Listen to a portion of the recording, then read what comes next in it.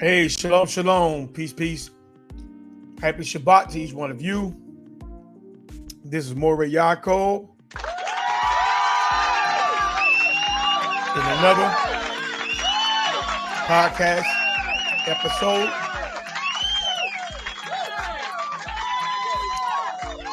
We are I'm on live to welcome the brothers that's supposed to be on today at 2 o'clock. I didn't get a chance to call them back last night because I was tired. But these brothers that's supposed to be on today is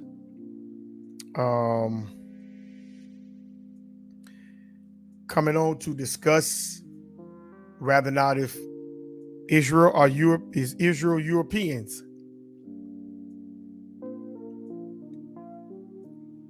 Okay, this is the group Brothers Bound by Yah. They will be on today, so we're going to wait for them. We're going to wait for them to come in. But in the meantime, we're going to not waste time or space. We're going to be productive in our endeavor.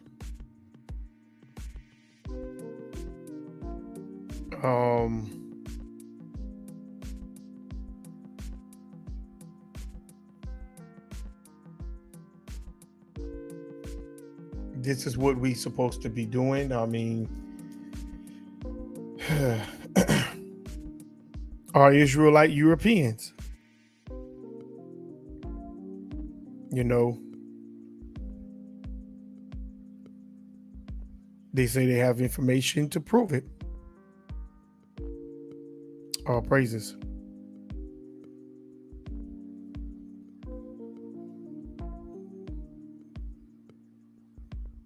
So until we get to the point, I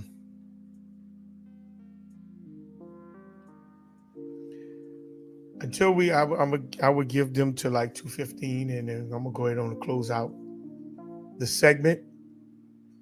But I'm gonna do a little bit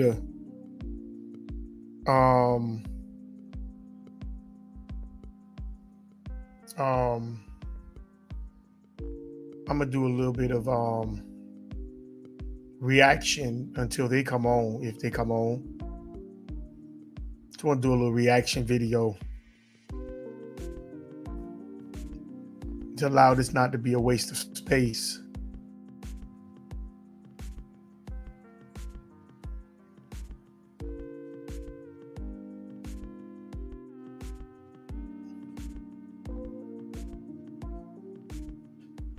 So just bear with me for a second.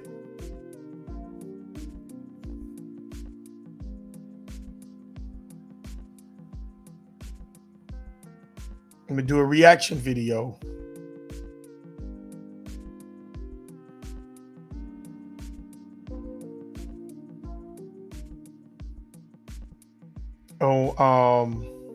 Just give me a minute. I'm gonna pull one of them up.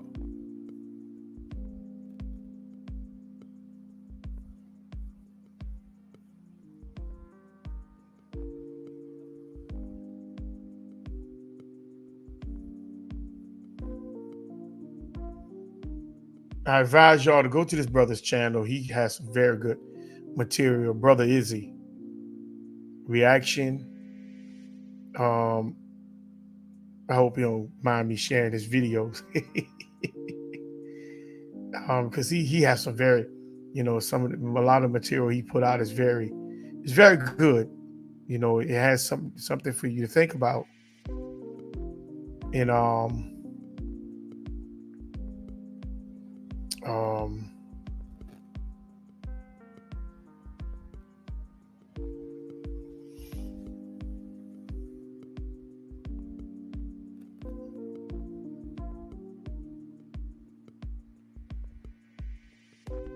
Let me grab me one of these videos.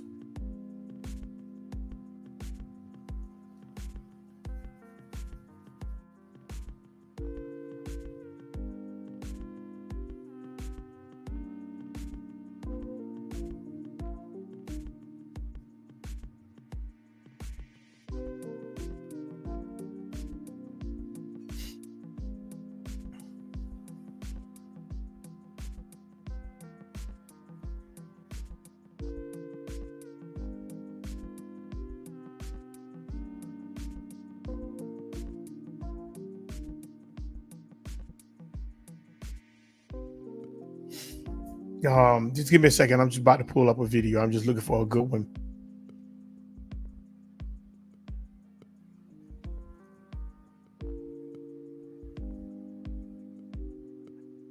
Let me pull up this one right here, because everybody's up on her.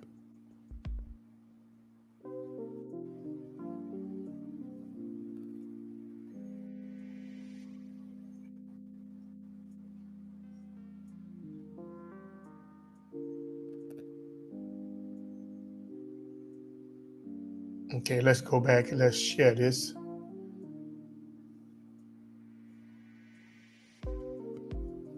Okay, let's get into this and let's share this. Just want to do a little.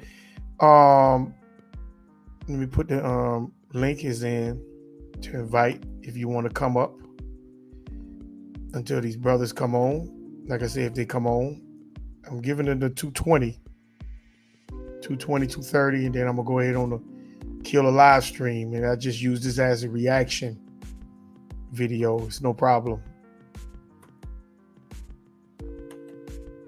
And if you like to come up to talk, that's fine. You can come on, but make sure you press the like and subscribe button. The link is in the chat. So let's go ahead on and let's see what this video is about. Fair use.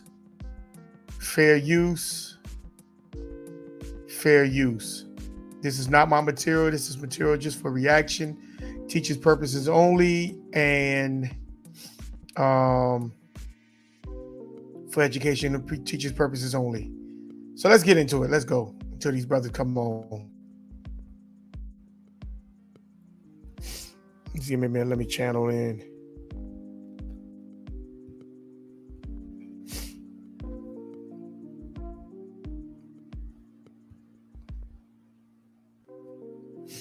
All right, let me go ahead on. Turn this down. All right, let's go. Fair use. This is not my material. This is only for teaching purposes and educational purposes only. And this is only to waiting for these brothers to come on. Excuse me. I keep telling myself not to drink this Sprite and, and I'm being hard here, man. So y'all forgive me for the burp, because it just is that stuff got to come out. So let's ride. This reaction video to a reaction video. So let's ride to these brothers. Come on. Let's go. Children and dogs are loved Let's go back to the beginning. Let's go. Only women, children, and dogs are loved unconditionally. Women, children, and dogs are loved unconditionally. A man is only loved under the condition that he provides something.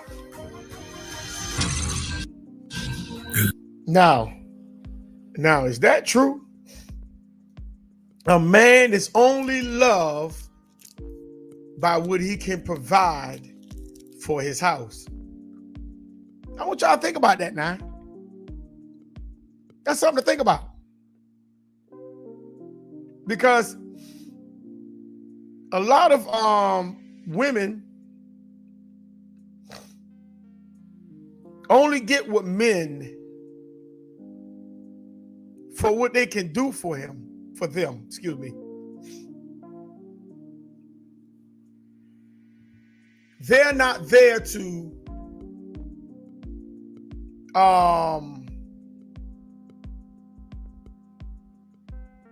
love the man.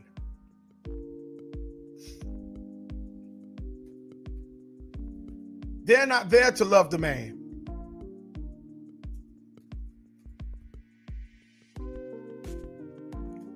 That's what Chris Rock just said. They are only there for what they can get from the man. Okay? Think about that.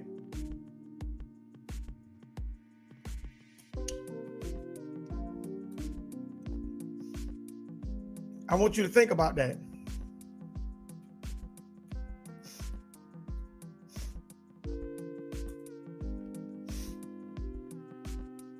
Let's hear that again. Let's hear that again. The one thing I learned, only women, children, and dogs are loved unconditionally. Women, children, and dogs are loved unconditionally. A man is only loved under the condition that he provides something. Now, I want you to take that in and let that sink for a minute. I want you to let that sink for a minute. Is women, if the brothers are there, they could come on, and the link is in the chat to come on up. But women, children, and he said dogs are loved unconditionally, but the man is only there, is only loved by what he can provide. Let's see what the rest. Let's look at a little bit more of the video. Let's see. Let's go. Let's roll that bean footage. Let's go. Dr. Ayanla went in a different direction. She asked me a personal question. And y'all know I have been extremely transparent about the fact that my life choices and my chosen lifestyle are far outside of the norm. So when I said that I would date the bus owner, a lot of y'all heard something different. Some of you heard the following. Bus drivers are whack. Bus drivers are broke. Oh, and I'm too good for a bus driver. The only thing is, y'all made that part up. See, I said what I said. Would you date a bus driver? You. Notice what, look at her. Look at her. These are the type of women that a lot of people, a lot of men run after. But look at it. She asked her a question and look at her expression. Don't listen to what she say. Look at the expression. Let's go. Thing is, y'all made that part up. See, I said what I said. Would you date a bus driver? Look at her. You. Would you date If he owns the bus, if he owns it, if he owns the bus. See, that's a problem. But some of y'all started talking about salaries and hourly wages, pensions and benefits. And that's wild because I was never talking about money at all. I was talking about Black ownership, but some of y'all made it about money. Now, I suspect that some of y'all are the same men that were bringing home C's and D's on your report cards, only to then be coddled by parents that said, well, that's okay, as long as you're doing your best. No, I will not create a soft place for you or anybody that I love to fall comfortably into the bigotry of low expectations. So I'm going to say one more time, there's absolutely nothing wrong with driving a bus. My mother, Gloria, drove one for years. But could it be that... Notice she said her mother, Gloria. That's like me calling me saying Mama Samantha. I'm calling my mother's name. It'll make a difference how grown I get. She's still my mother, and I will never call her by her first name. When I call my aunt and them by their first name, I say auntie or uncle. But when you call your elders by their first name, that's a disrespect. I want you to pay attention to that.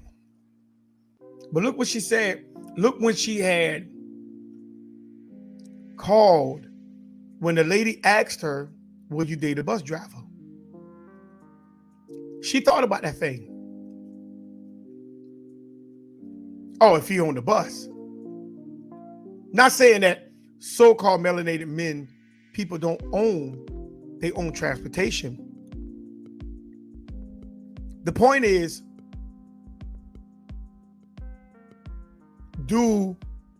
how many melanated people drive the bus more so than owning the bus?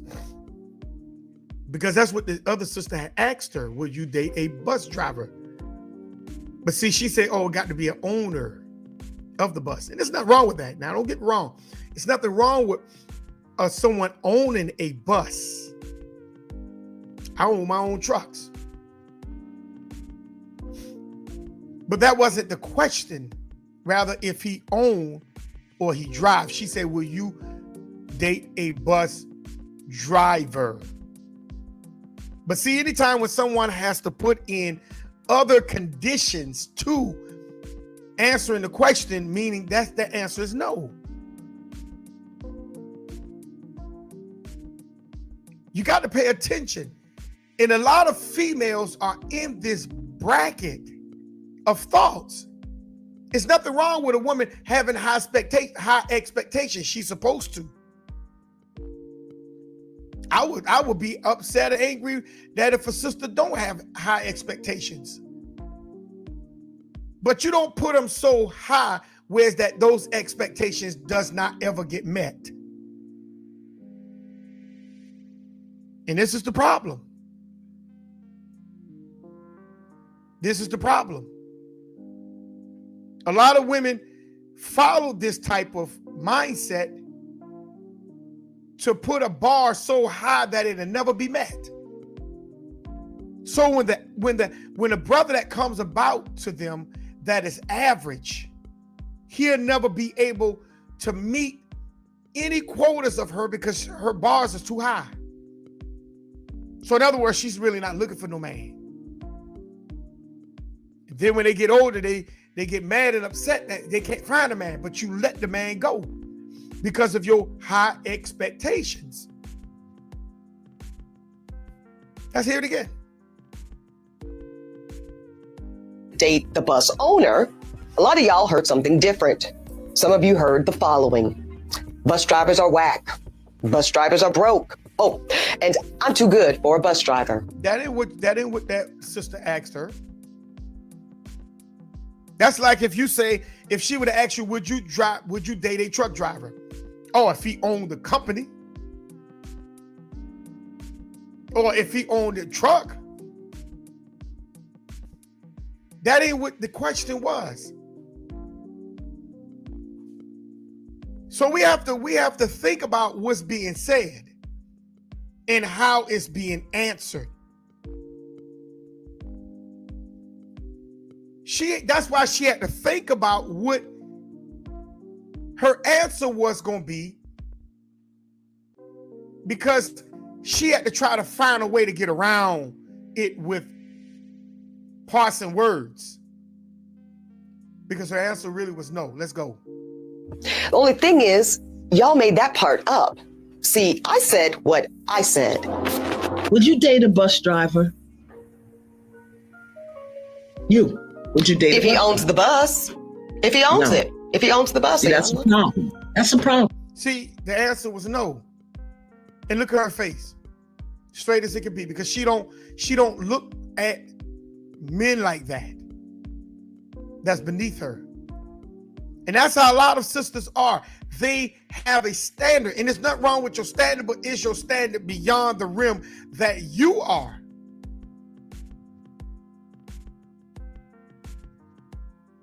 They want these high value men, but they're not in position of gaining him. How do you know the bus driver won't end up owning the bus? See, you want to come in with someone owning something instead of helping building that man to own. And that's where the problem at. We're watching too much social media to get our understanding and our common sense, when the Creator already put that in you to be able to gravitate to the things you need while you're here. But we going off the expectations of what society tells us how we supposed to gain and what we supposed to gain. Let's go. Let's ride it. But then some of y'all started talking about salaries and hourly wages, pensions and benefits. And that's wild because I was never talking about money at all. Yes, she was. When you're talking about owning something, you are talking about money. You're talking about money. And there's nothing wrong with it if you're talking about money. There's nothing wrong with that. But that wasn't the question. Let's ride. I was talking about Black ownership. See, when you're talking about so-called ownership, regardless of color, race, or creed, or ethnicity, you're still talking about, when you're talking about ownership, you're talking about money. You're talking about finances. This is the problem. We don't like to be honest. A lot of women don't like to be honest. They like to dash around the question instead of just being straight up. That's why the Bible says he that finds a wife finds a good thing and finds favor, because most women don't be honest. They cannot take accountability. And this reaction is not against women. I promise you it's not. Let's go. But some of y'all made it about money. Now, I suspect that some of y'all are the same men that were bringing home C's and D's on your report cards, only to then be coddled by parents that said, well, that's okay, as long as you're doing your best. No, I will not create a soft place for you or anybody that I love to fall comfortably into the bigotry of low expectations. Now, listen to what she says. She's not going to be that one that falls comfortably into a low expectations because you brought in C's and D's and been cuddled by your parents because they say you tried your best. What if that man did try his best at that point of time? It's not saying that everybody understand everything at the same time. We all grow in different levels at different times. But you can see by her attitude, she don't have that type of sympathy for you. If you got it, then she may, and if you don't, she ain't thinking about it. She's not. Look at her expression of her face. She's right there. She will give you hell. She will give the man hell. Look at her face.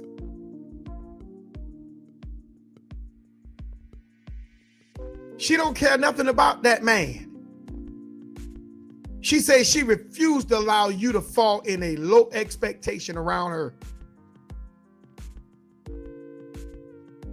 That means you got to be on your A game at all times. And what the Bible says, it's better to live on a rooftop than be in a house with a woman who's angry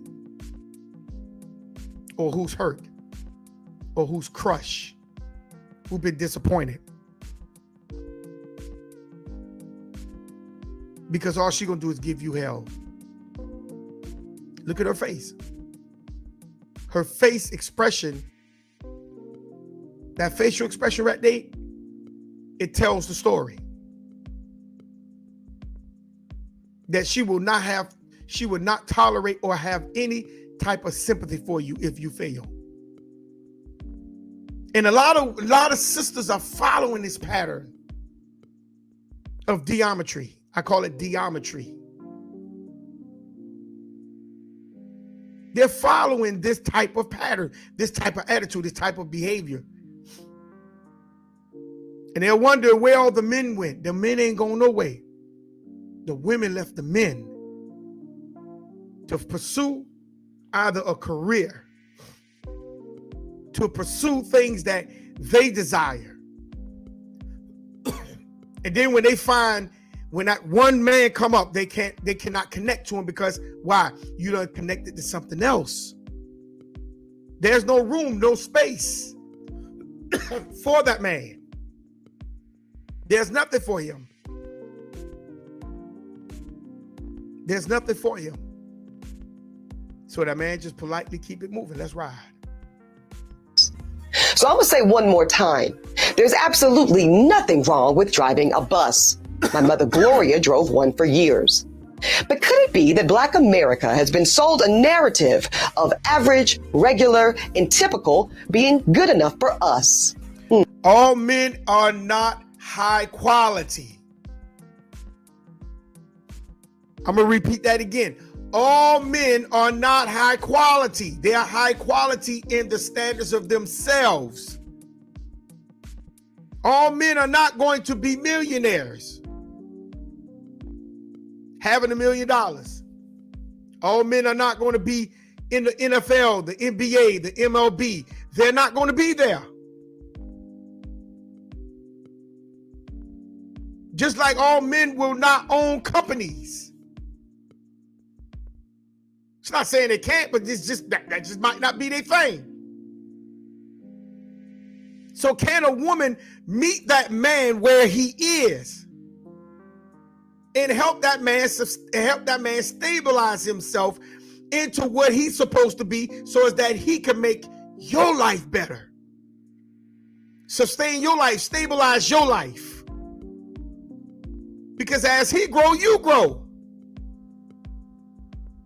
As he is peace, you are in peace.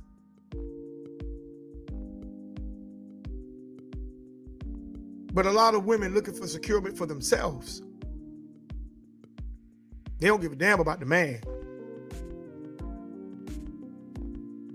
Then they will put everything for that child when they have them.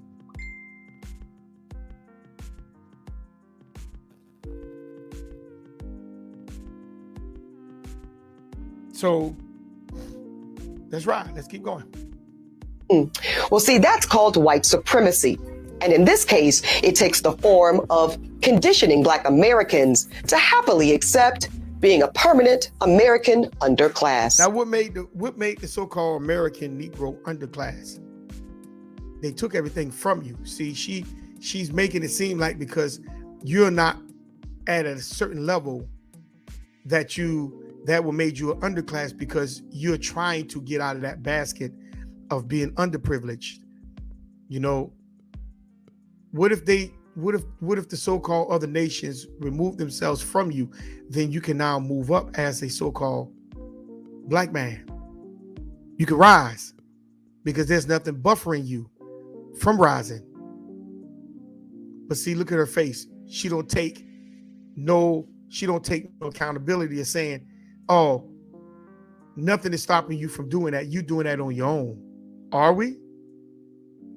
Are we?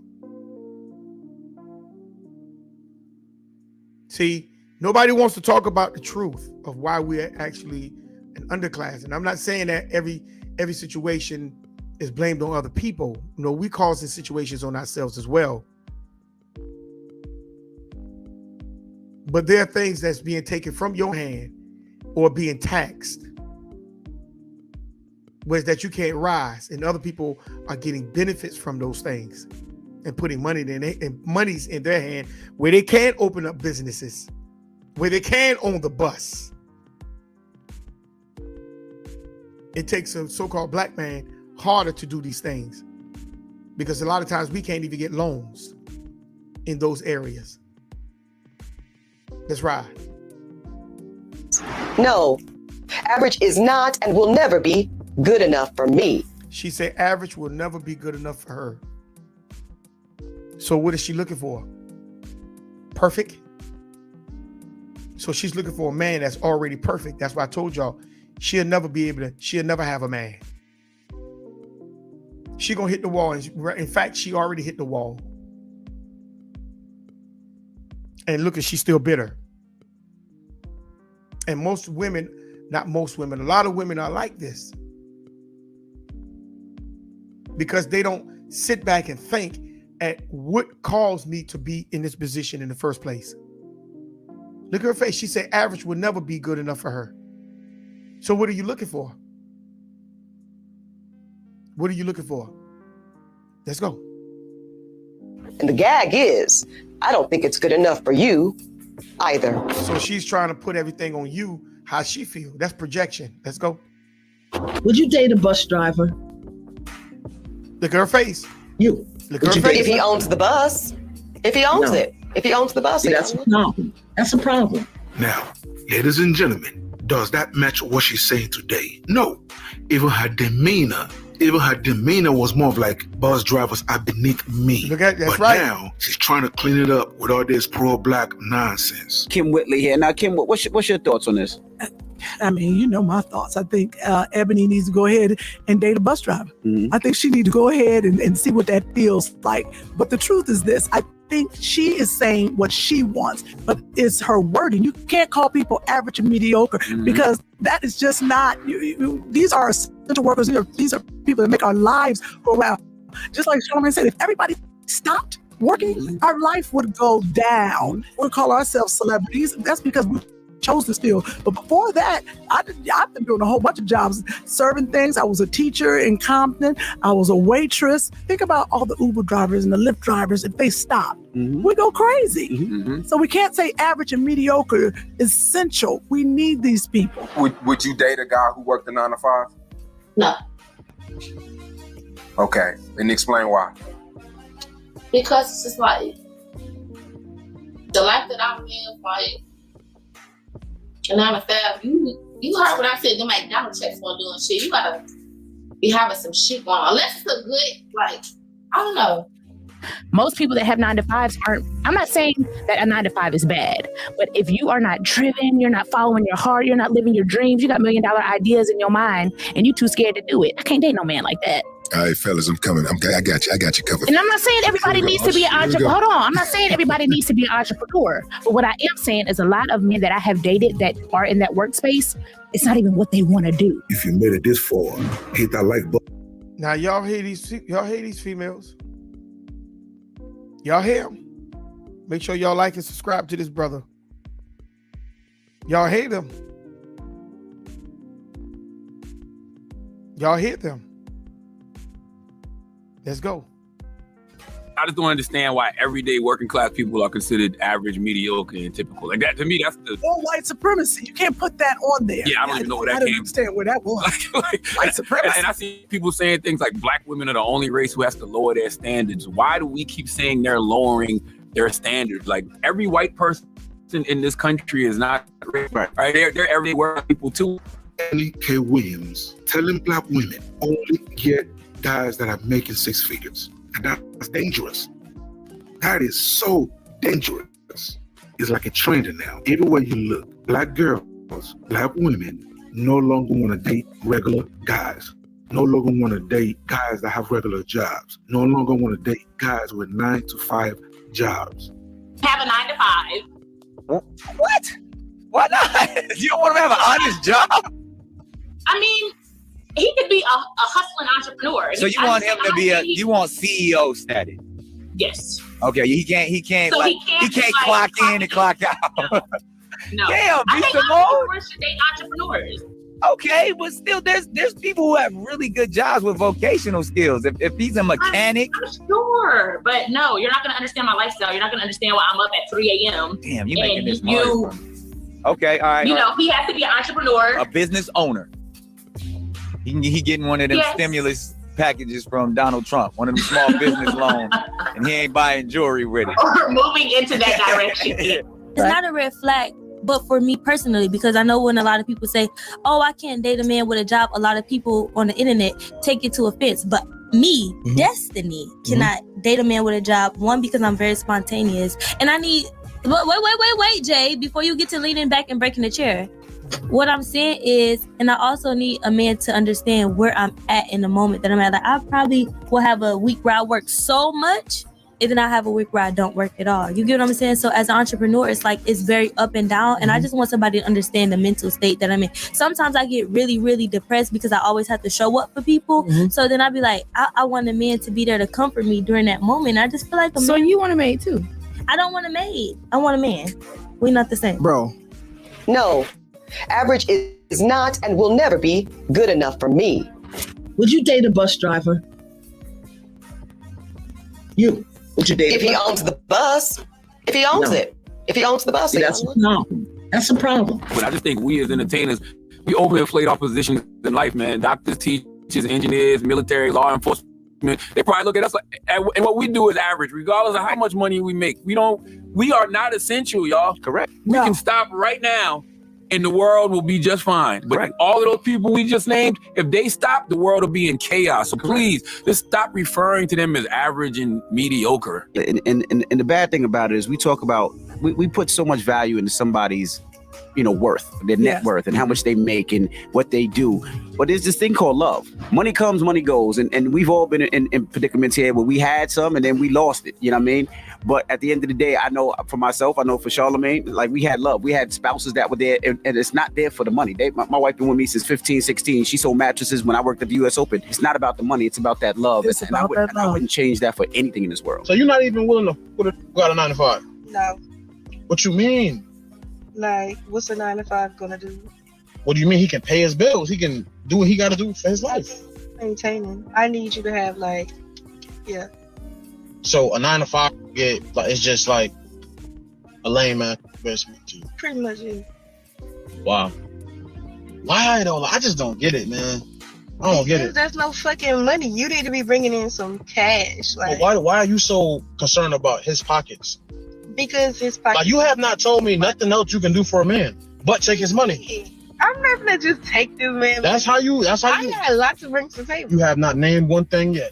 And when I was younger, I probably said something crazy like that. And I know these young girls like, no, I want this. I want a ball player. I want this and I want that. So we do continue to have this stereotype. You look on Instagram, my niece always, I want a baller. I want this and that. It's absolutely true. It's when you get older, you realize the worth of a man, not just money. Because I'm telling you, a lot of men, you can have a lot of money. They can be beating you behind at home. They can be treating you wrong. They can be cheating on you. You know, whatever the case is. So you really got to look at the man himself. There you go. Who the fuck y'all hoes be thinking y'all live? Y'all hoes ain't bad. Y'all hoes broke. That will wrap it up for today's episode. So what you think? A lot of women are in the wrong mindset of what they believe and what they think. Just gonna throw a couple of scriptures out, just to help out on this. This is in the Apocrypha, Sirach 26, Sirach or Ecclesiasticus, chapter 26, and we're gonna start at verse 1. That's Sirach, the 26th chapter, verse 1. It says, "Blessed is the man that has a virtuous wife, for the number of his days shall be double." Now think about that. Do those women sound like they were virtuous? They sound like they will cause a man to die early. Think about it. I mean, you got to think about it. And dying don't mean like with a heart attack or, with a stroke. We talking about some of these men do things stupid for women, for these girls, these young girls out here, just to be able to have them on their side like a beard. It says, "For the number of his days shall be double," because she's going to make him rise. Not by any means, but she's going to help push him, help motivate him, help educate him. See? He don't have to try to do things stupid. Give himself all his energy to her. She's going to make sure she help renew his energy back in him. See, those sisters, they will take your energy from you. But those are the women, those are the type of women that most men run after. And that's the reason why they don't have, that's why their life is not doubled. Let me go to verse 2.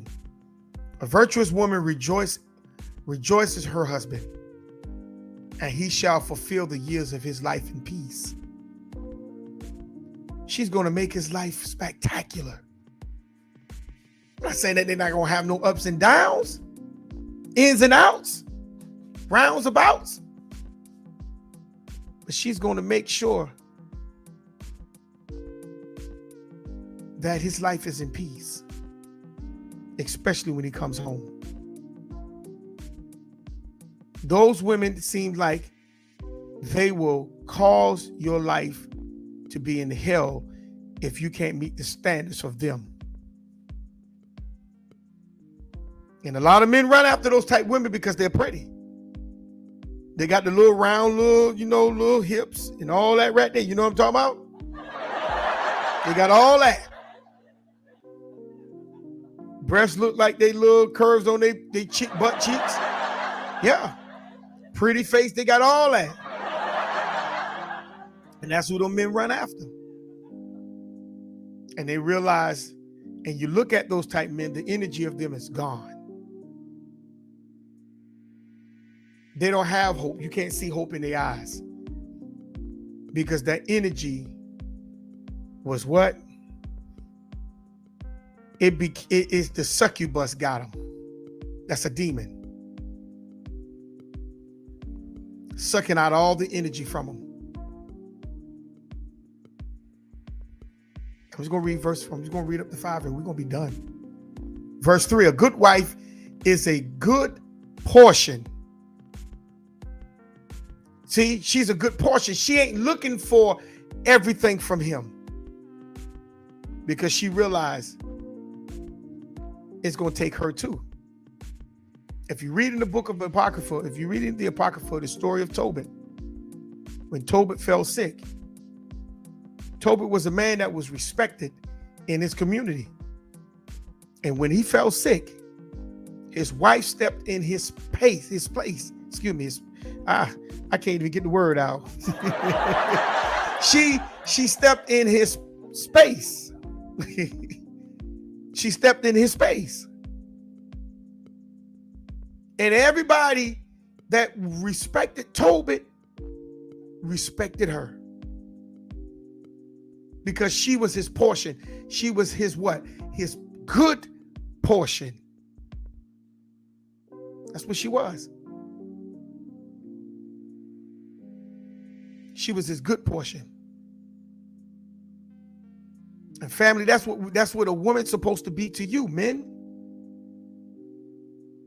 A good portion, which shall be given in the portion of them that fear the Creator. And men, that's where y'all fail. That's where a lot of men fail. They don't fear the Creator.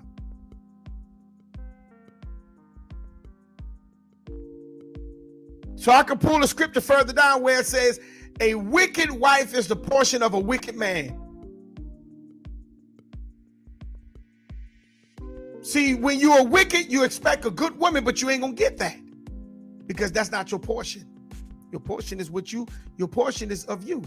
She gonna become you. She is one with you. So how can a righteous woman stay with a wicked man or vice versa? How? She is your good portion. But men, you got to fear the Creator first. And if she's having a hard time fearing the Creator, it's not your job to throw it in her face. You don't fear the Creator. That's not your job. Your job is to minister to her. Your job is to educate her. Your job is to elevate her.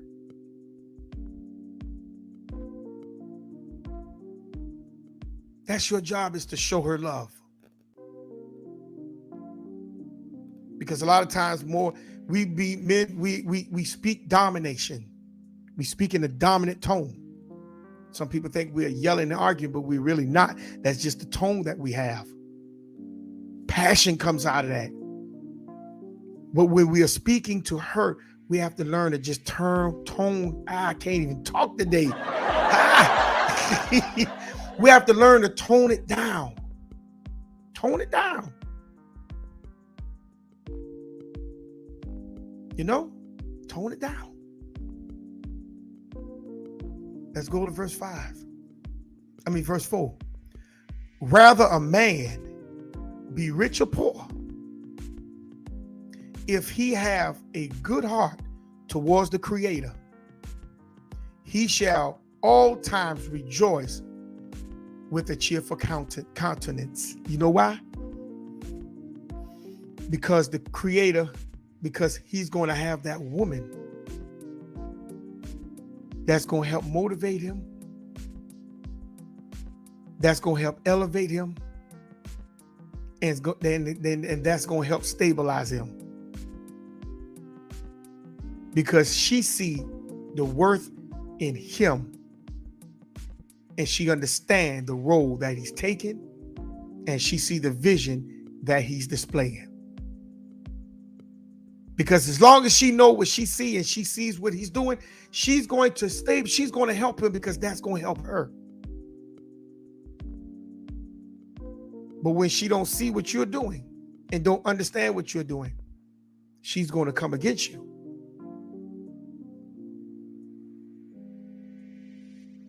Verse 5. There be three things that my heart feareth,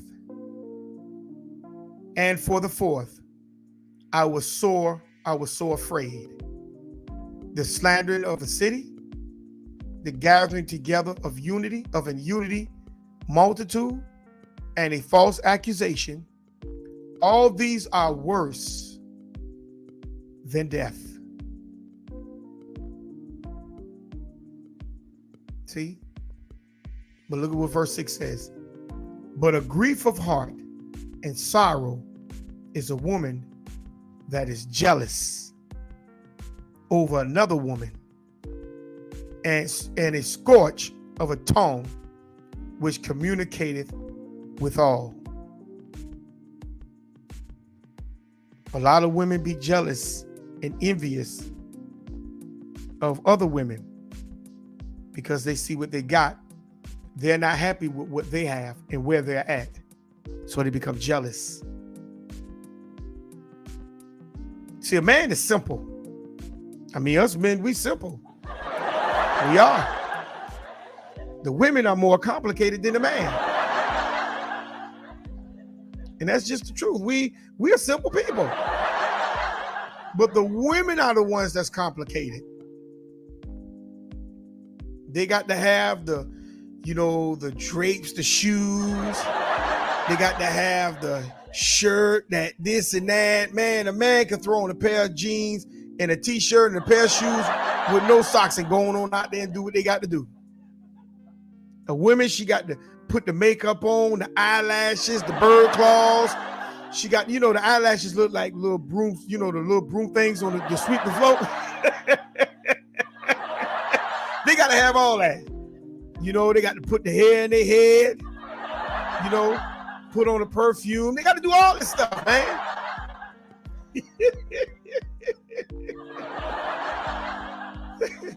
Huh? This is what the women do. There's nothing wrong with that stuff. I mean, most of it is. Yeah, most of it is. Now, I ain't gonna sit there and lie. I don't like a woman who look like she got broomsticks on her eyelashes, like she about to go sweep the floor. and the fingernails look like a pencil.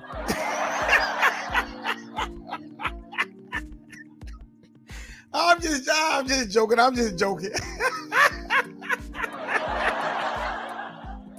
Oh man. Oh boy. You know what I'm saying? But females, you got to get to the point where your standards, you can't have high standards if that's not the role in the rim where you're at. It's okay to have you want a male that can meet the needs of you, but don't raise it so high where's that you run the man away from you. Don't do that. Like Charlamagne say, what we call average, it's not even average. A truck driver is not an average person, because if trucks stop, then tell me who's going to deliver your food. If doctors quit, tell me who's going to help you when you're sick. Huh? In the big cities, if the buses stop running and the train operators stop driving, you got to walk. Because in a lot of these big cities, the cars, the move with cars is so congested that it don't even make sense to have a car. But you call them average. But they're getting you back and forth to where you need to be. We call the janitors average, but guess what? If nobody cleans up these buildings, the buildings that you work in will be nasty. But they take on those jobs to make sure stability stays stable. So in my book, nobody's average. Because there are certain things that I would never do in life, but some people do. Huh? Some people take on those type of roles. And sisters, you cannot look down on those type of roles because you got to ask yourself, look, yeah, he might be in the military. I ain't going, look, them bullets I'm allergic to. I'm allergic to flying bullets, brother. I'm telling you that straight up. I'm allergic to flying bullets. I'm allergic. I'm allergic to flying bullets. I mean, I'm sorry. And I say I won't shoot back but I'm there. I'm there. The brother joined us. Shalom, fam. Shalom, brother. Shalom. How you doing today, brother? I'm all right. You late, man. It's almost 3 o'clock. Oh, on your time. Dang. Oh, where you at? I'm in Mississippi, brother. Okay, you should have told me that. I thought I was early. It's 2 o'clock my time, man. I thought you was on my time, man. Yeah. No. What state you in, brother? I'm in Georgia. I'm right next door to you. Oh man, you just one time zone over, man. Yeah, that one time, that 1 hour will make a difference. Yeah. Hey, well, I tell you what. We good. We good. I give you 2 hours. We good. I Let's just did a reaction. Let's lay a foundation I can build on, and we can come back and do a part 2. Yeah, and just let's lay the foundation, give some people some stuff to read and go check out and familiarize and just share information, and then we can come back and scrutinize the text and stuff like that, or just basically expound on it if that's cool. Oh, we can do that. You can lay your foundation, and give the people something to chew on, and then we'll be able to come back on part 3. Not part 3. What I'm talking about, part 3. Man, I'm just all over the place today. We could do a part 2. And y'all could just come on in and just go at it. Okay, I'm gonna need your help too. Like, so if you can share your screen, because my hands are full right now, but I got my mind right. So okay, okay. Let me do it like this then. If you're on a laptop, it's pretty easy. Yeah, I'm on a laptop. I got to come out of this laptop to go on to the other laptop to be able to do that. Just give me a second.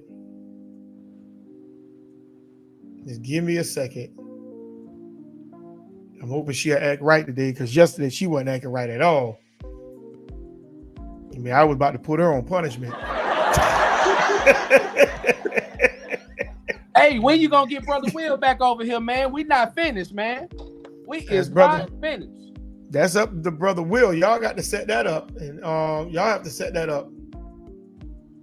Well, I reach out to him, but I'm ready whenever he is, because you see how we went out the door, and it's still a lot of stuff to be talked about. You know what I'm saying? So right. I got you. I'll reach out to him.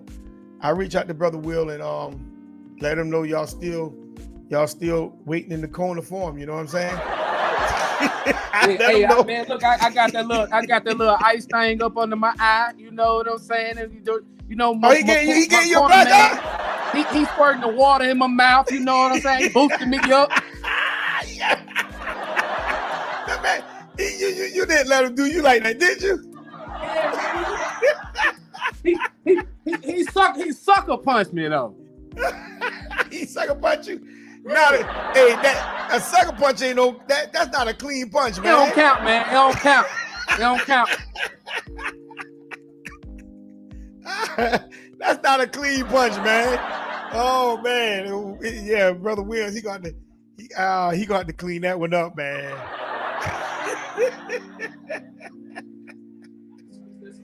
Oh man, he gonna have to clean this one up. Yeah, I'm gonna reach out to him. Though. I'm gonna reach out to him, and I'm gonna let him know you had you. What part of Mississippi you in? I'm from Jackson, Mississippi. We just left Jackson. What? Almost early part of this year, man. Oh yeah. Yeah. We was part of an independent movie that was being shot over there, man. And I had brother Devontae. I put brother Devontae. I had got him in the role in that movie. I want to try that. Oh yeah, she's not acting. Well, let me see. Yeah, okay, here I come. Okay, here I come. It's gonna have something else. Debate analysis. Don't worry about that. This is my closet laptop. That's cool. While you getting that together, I'll just lay the premises, right? So you asking the question: Are Israelites, can they possibly be European? Well, of course, I think me and you both agree on that. Of course, they can. Because we even just dealing with Paul. If you do, if you're into the New Testament, Paul was from Tarsus, which is basically ancient Anatolia, which is basically Asia Minor, as some people would call it, but today they would call it Europe, which is basically Turkey, right? So just starting there, we use him as an example, and now that takes us into that area. It's a lot of stuff that you can use to evaluate European history and start trying to see where we can fit in. I think we both agree as well that we'll be scattered to the four corners. You know what I'm saying? Hold on. You can't. You like you talking for me now. You can't do that one now. I think, right? So that leaves room for ambiguity, right? So that's when I preface a statement like that, it's for you to validate where you are. Okay, yeah, no, I don't agree with the New Testament. I do not. Okay. At all. I'm not gonna say that I don't use it. Hold on, let me close this one out. Just give me a second. Okay, that's cool. That's why. No, in fact, hold on. Just give me 1 second. Okay. Yeah, let me close this one out.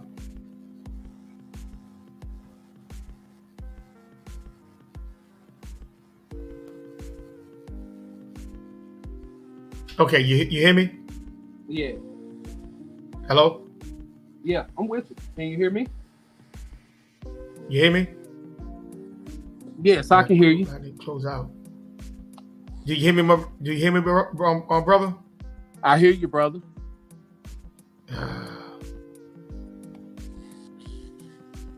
Oh boy. Let me come on back in this.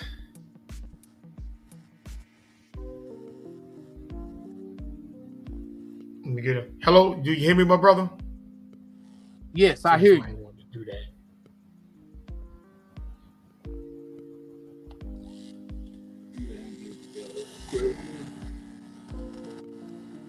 We're just gonna have a conversation. That's cool. Whenever you get it back right, I'll be still talking to see if you hear me yet. Let me into the studio again. I don't want to do this on this tablet. I got to get this tablet fixed.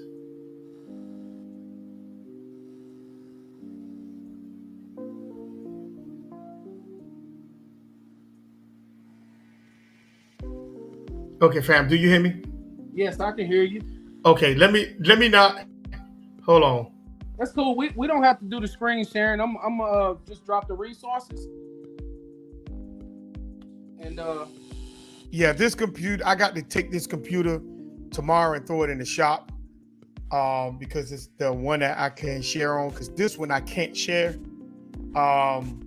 It's just that's my closet that I can share on, but I have to give it a shot because it's, like I say, she was acting up yesterday. So, but we could just have a conversation and then we could come back with part two. And then when we come back with part two, you could drop all the information you want. I have everything ready for you, ready for you to go at it. You know what I'm saying? Because yesterday she started acting up real bad. You know. But I'm listening. Go ahead. No, but my position is no. I don't agree with the New Testament. Okay. No, I don't agree with Paul. I'm not saying that certain things that was put in the New Testament did not come from Torah. No, I'm not saying that. But no, I'm just overall, no, I do not. Okay. I know how to rock either way, right? So I'm based off of the position that you own. This ain't really a debate conversation, so we just be dialoguing. All Correct. right. So I'm gonna make my approach like that. So I think one of the biggest things I start dealing with in European history, right, is I like to go to how certain people's forefathers were speaking to the children that were after them, right, and how they were talking about their forefathers that were before them, right. And one of the people I like to start with is a brother by the name of Professor Boyd Dawkins, Boyd Dawkins. He has this publication, right, and it's called Our Earliest Ancestors in Britain. And he basically attests to the fact that the history that he had a hold to during the time that he made his publication, he was a professor, I forget whether it was Cambridge or something like that. I forget the university. And in the publication is still present now for any of your viewers, right? It's called Our Earliest Ancestors in Britain. And he attests to the fact that basically starting around 449 AD, his ancestors basically infiltrated the Iberian Peninsula, Germany, France, Spain, Ireland, and Britain, right? And they were a warlike people. So I challenge everyone to go and peep that document out right there. And that'll kind of cover your Irish history, your Britain history, and it kind of he's explaining what his forefathers did, which was bring rape, robbery, pillage, murdering, and destruction. And one of the biggest things that I like about his article is he describes the people that they massacred. And you know, they basically were men that were herdsmen. They had the short-horned ox, and they was fabricating metals. And you know, he described their stature, their hair, their skin color, and he said they were very, very, very dark Irishmen and things of that nature, right? And he's very explicit on those. So that's a really unique documentation right there that I challenge people to go check out. So when you go back and rewatch this, definitely stop by that publication. You can kind of bounce around Europe a little bit. One of the things that I go and look at too to kind of show how, let's use the term like this, right? To the victor goes the identity, right, and the land. So once they move into these places, right, they start to take the identity of those who they, you know, kind of took their identity. You see that happening a lot. And then they lay hold to the land and claim it, and they say it's theirs. But now that causes you to have to go on the ground and evaluate, you know, things like art and other publications, you know. Not saying that we lean on those, you know. I think we brothers that pretty much like to delve into scripture and hold that to the highest priority. But nothing is stopping us from at least going, and even if it's a lie, we have to prove all things or examine all things, you know what I'm saying, to see if there's some truth in it. And another document that I refer to is something called the German Tapestry of 1400. Are you familiar with that? No, I'm not familiar. That's why I'm just listening and taking notes. Yeah, so just pluck that in real quick. I want you to take a look at that document, and I'm interested in your reaction, even though you might not be able to pull it on the screen. It's called the German Tapestry of 1400. I think I could pull it up on this. I'm not gonna pull it up on the screen, but I could pull it up on my side. I could pull it up on a tablet. Yeah, next check to that me. out real quick, and I just want to see your feedback on it. Like, how does that make you feel? How are you breaking this tapestry down? Like, what is going on in here? Let's try to dissect that real quick. Okay, German. You say German tapestry? Yes, sir. And of what now? 1400. It's in the 1400s AD. Okay, yeah. Ooh, now check that out right there. What is going on? Okay, yeah, I got Black Central Europe.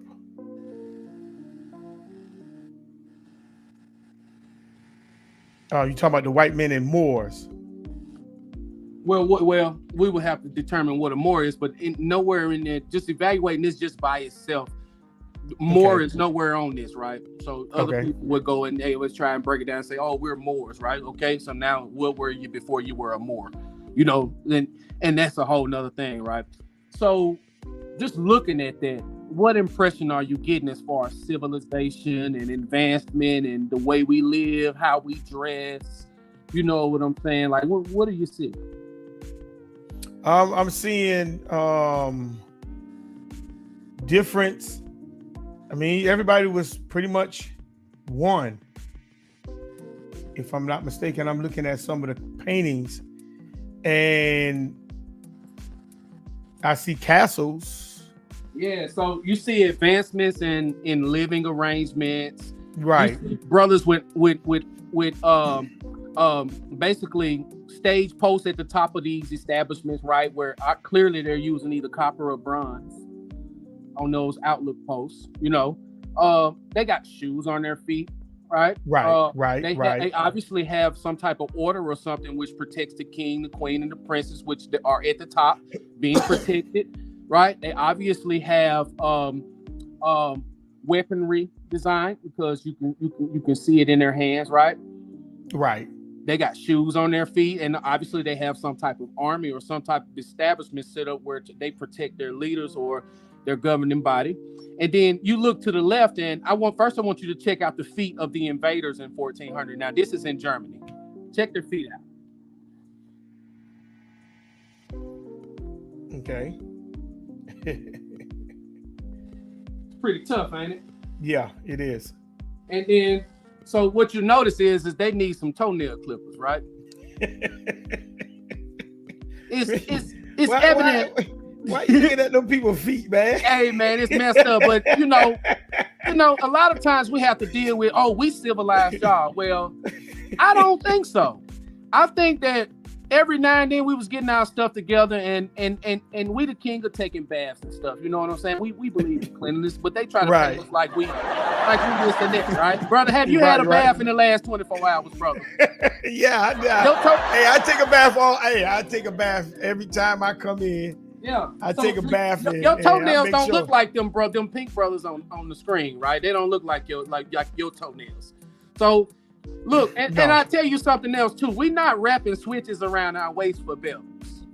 No, right? No. We're not wearing sticks and stones. So on the right, you got brothers with arrows and spears and stuff, and then on the left, you got brothers coming in with sticks and stones. Can you correct? Does that document or that tapestry verify that? And obviously, if somebody came in, don't have a house, you wasn't there before the people that actually built the house. So that's all that proves. Just something interesting to look into in the history that's associated with that. And we can leave that there. Now, I bet you are familiar with the writings of Benjamin Franklin. Oh yeah, I'm familiar with that. So you're already familiar with the essay that he wrote, which basically says that all of Africa, Asia, and Germany, and he said they're swarthy people, right? Correct. He said why should we be suffered that the Palatine Boers come in and make us the true white Aryan race? Why should we allow them to anglicize us? You know, I mean us Angles. Why should we get unanglicized, right? So basically, Benjamin Franklin in his essays basically attest to the fact that the race that Benjamin Franklin attributed himself to, right? He was thinking about preserving it by not allowing these swarthy races, which were being imported. I wouldn't even say imported, right? Because you had so many different modalities going on. You had at the time, I don't know how far you go into like British history and stuff like that or whatever, but Britain at the time, right, like in the 1600s and stuff like that or whatever, was like basically the Stuart dynasty, right, or the Schwartz or the Stuarts, and you know, which etymologically, you can take that backwards and it's attributed to darker skin complexion. You know what I'm saying? Right. And that's what he was saying in that document. So I kind of hit that up too. Now let me ask you this: have you ever heard of the book The Jacobite Gleanings? Yeah, in fact, I understand about the Jacobites. Yeah, I'm listening. Jacobites. Have you checked out the book, The Jacobite Gleanings? No, I haven't checked that book out yet. Now, I'm gonna tell you what's cold about this document. Okay, so this document right here has manifest in it, and it gives very, very detailed descriptions of the people that were being expelled, right, from Ireland and things like that. Well, I believe it's like page 53 of Jacobite Gleanings. They start to manifest, right? And they got these ruddy, dark, black. They got vivid descriptions down to the height and everything, right? So put that on the list. Jacobite Gleanings, right? All of these available on PDF, or you can buy the books off Amazon if you feel like spending some money and just holding on to it for your children or something. That's another way to validate who got exported out of, Europe during that time. All right, I'm just kind of bouncing around the place, basically just presenting, just laying a foundation on things that kind of molded me and where I'm at now, right? I'm so sick of contending with my brothers because, if you read Isaiah chapter, what is it? It might be 53. He said, "For we'll see eye to eye when he brings Zion." So if we know that we won't be on all one accord or one page till he returns, let's find out some things that we agree with and kind of go from there. And because I'm a great debater myself, but a lot of times with my brothers, if you say you Israel, then I say I'm Israel. Then let's find what we agree on. And I still got to go check out your other videos too, because. Well, let me ask you this: do you have to have two parents to be an Israelite, like two Israelite parents? Yeah, that's what I believe. Yeah. All right. So all right, cool. So basically, you're on the phone with a non-Israelite. So, basically, you should be teaching me the law according to Zechariah chapter 8, right? Those from other nations gonna take hold to the skirt of one that is a Jew, and he gonna show them the way, right? So that's the position you would have to take over me. So you would have to exert your authority over me as whatever you're going to categorize me in, because you just took my identity with that doctrine, right? I'm not a, Israelite according to you. But we'll keep going. No, it's not. No, it's not according to me, because what makes according to you, according to the Bible, because I have a whole nother breakdown. Okay, but let me ask you this question though: what makes an Asian? Is it both parents, or is it just the male? You saying what makes an Asian? What makes a child an Asian? Both parents, or just the father? Well, Asia is attributed to a landmass, so it's almost like if you dealing just solely with Old Testament, right? Well, I know Asian is a landmass, but okay, I didn't want to be specific, but what I'm saying is okay. Let's go to Africa, like the Dahomey tribe. Let's go right there. What makes you a part of the Dahomey tribe? The male or both parents? What would make me a part of the Dahomey tribe? Yes. Well, when you go and look at the history of the people from Dahomey, they had that was an integrated nation there. Those people were not specific to one bloodline. Okay, well, see, there you go. But what I'm saying is, if they were not specific to one bloodline, then what started the Dahomey nation? What you say, brother? What started it? What started the Dahomey nation?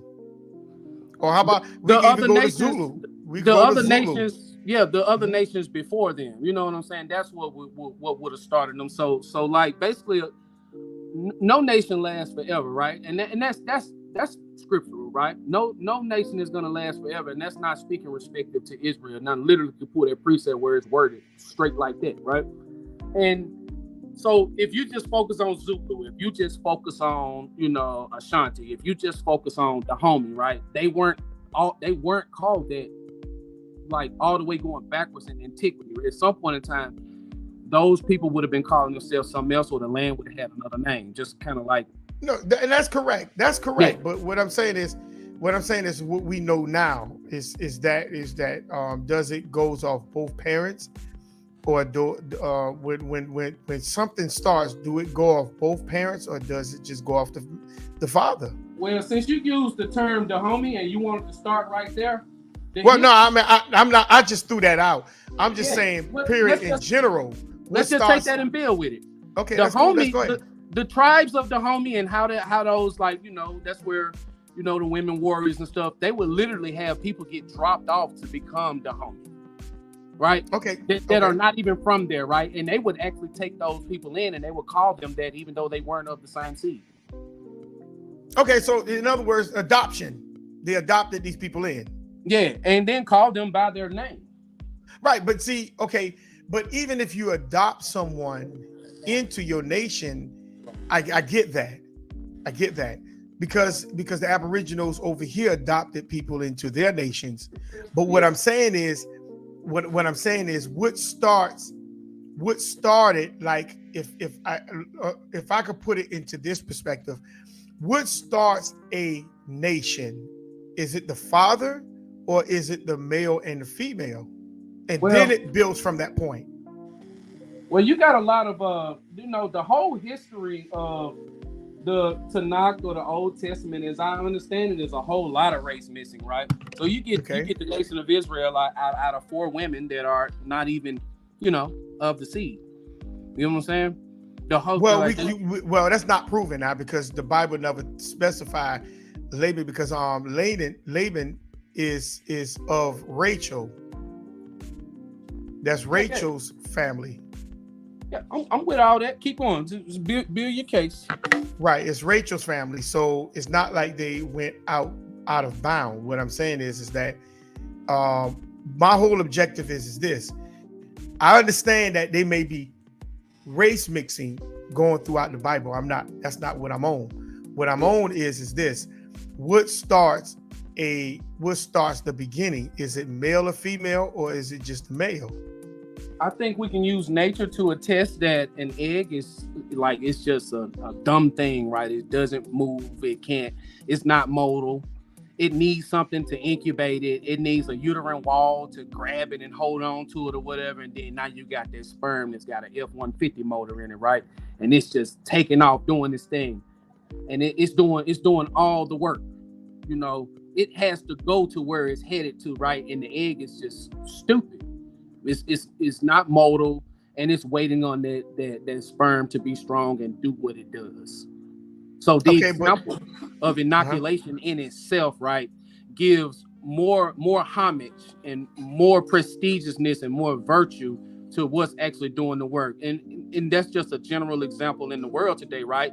If you sit up there and you work and you build up something, you could just use slavery, for example, and I build up your plantation, right? You really should give the credit to the folks that's breaking the ground, not the plantation owner. You know what I'm saying? So just nature in inoculation, the sperm is doing the work. And the egg is doing nothing. So the egg is just there. It make it not be.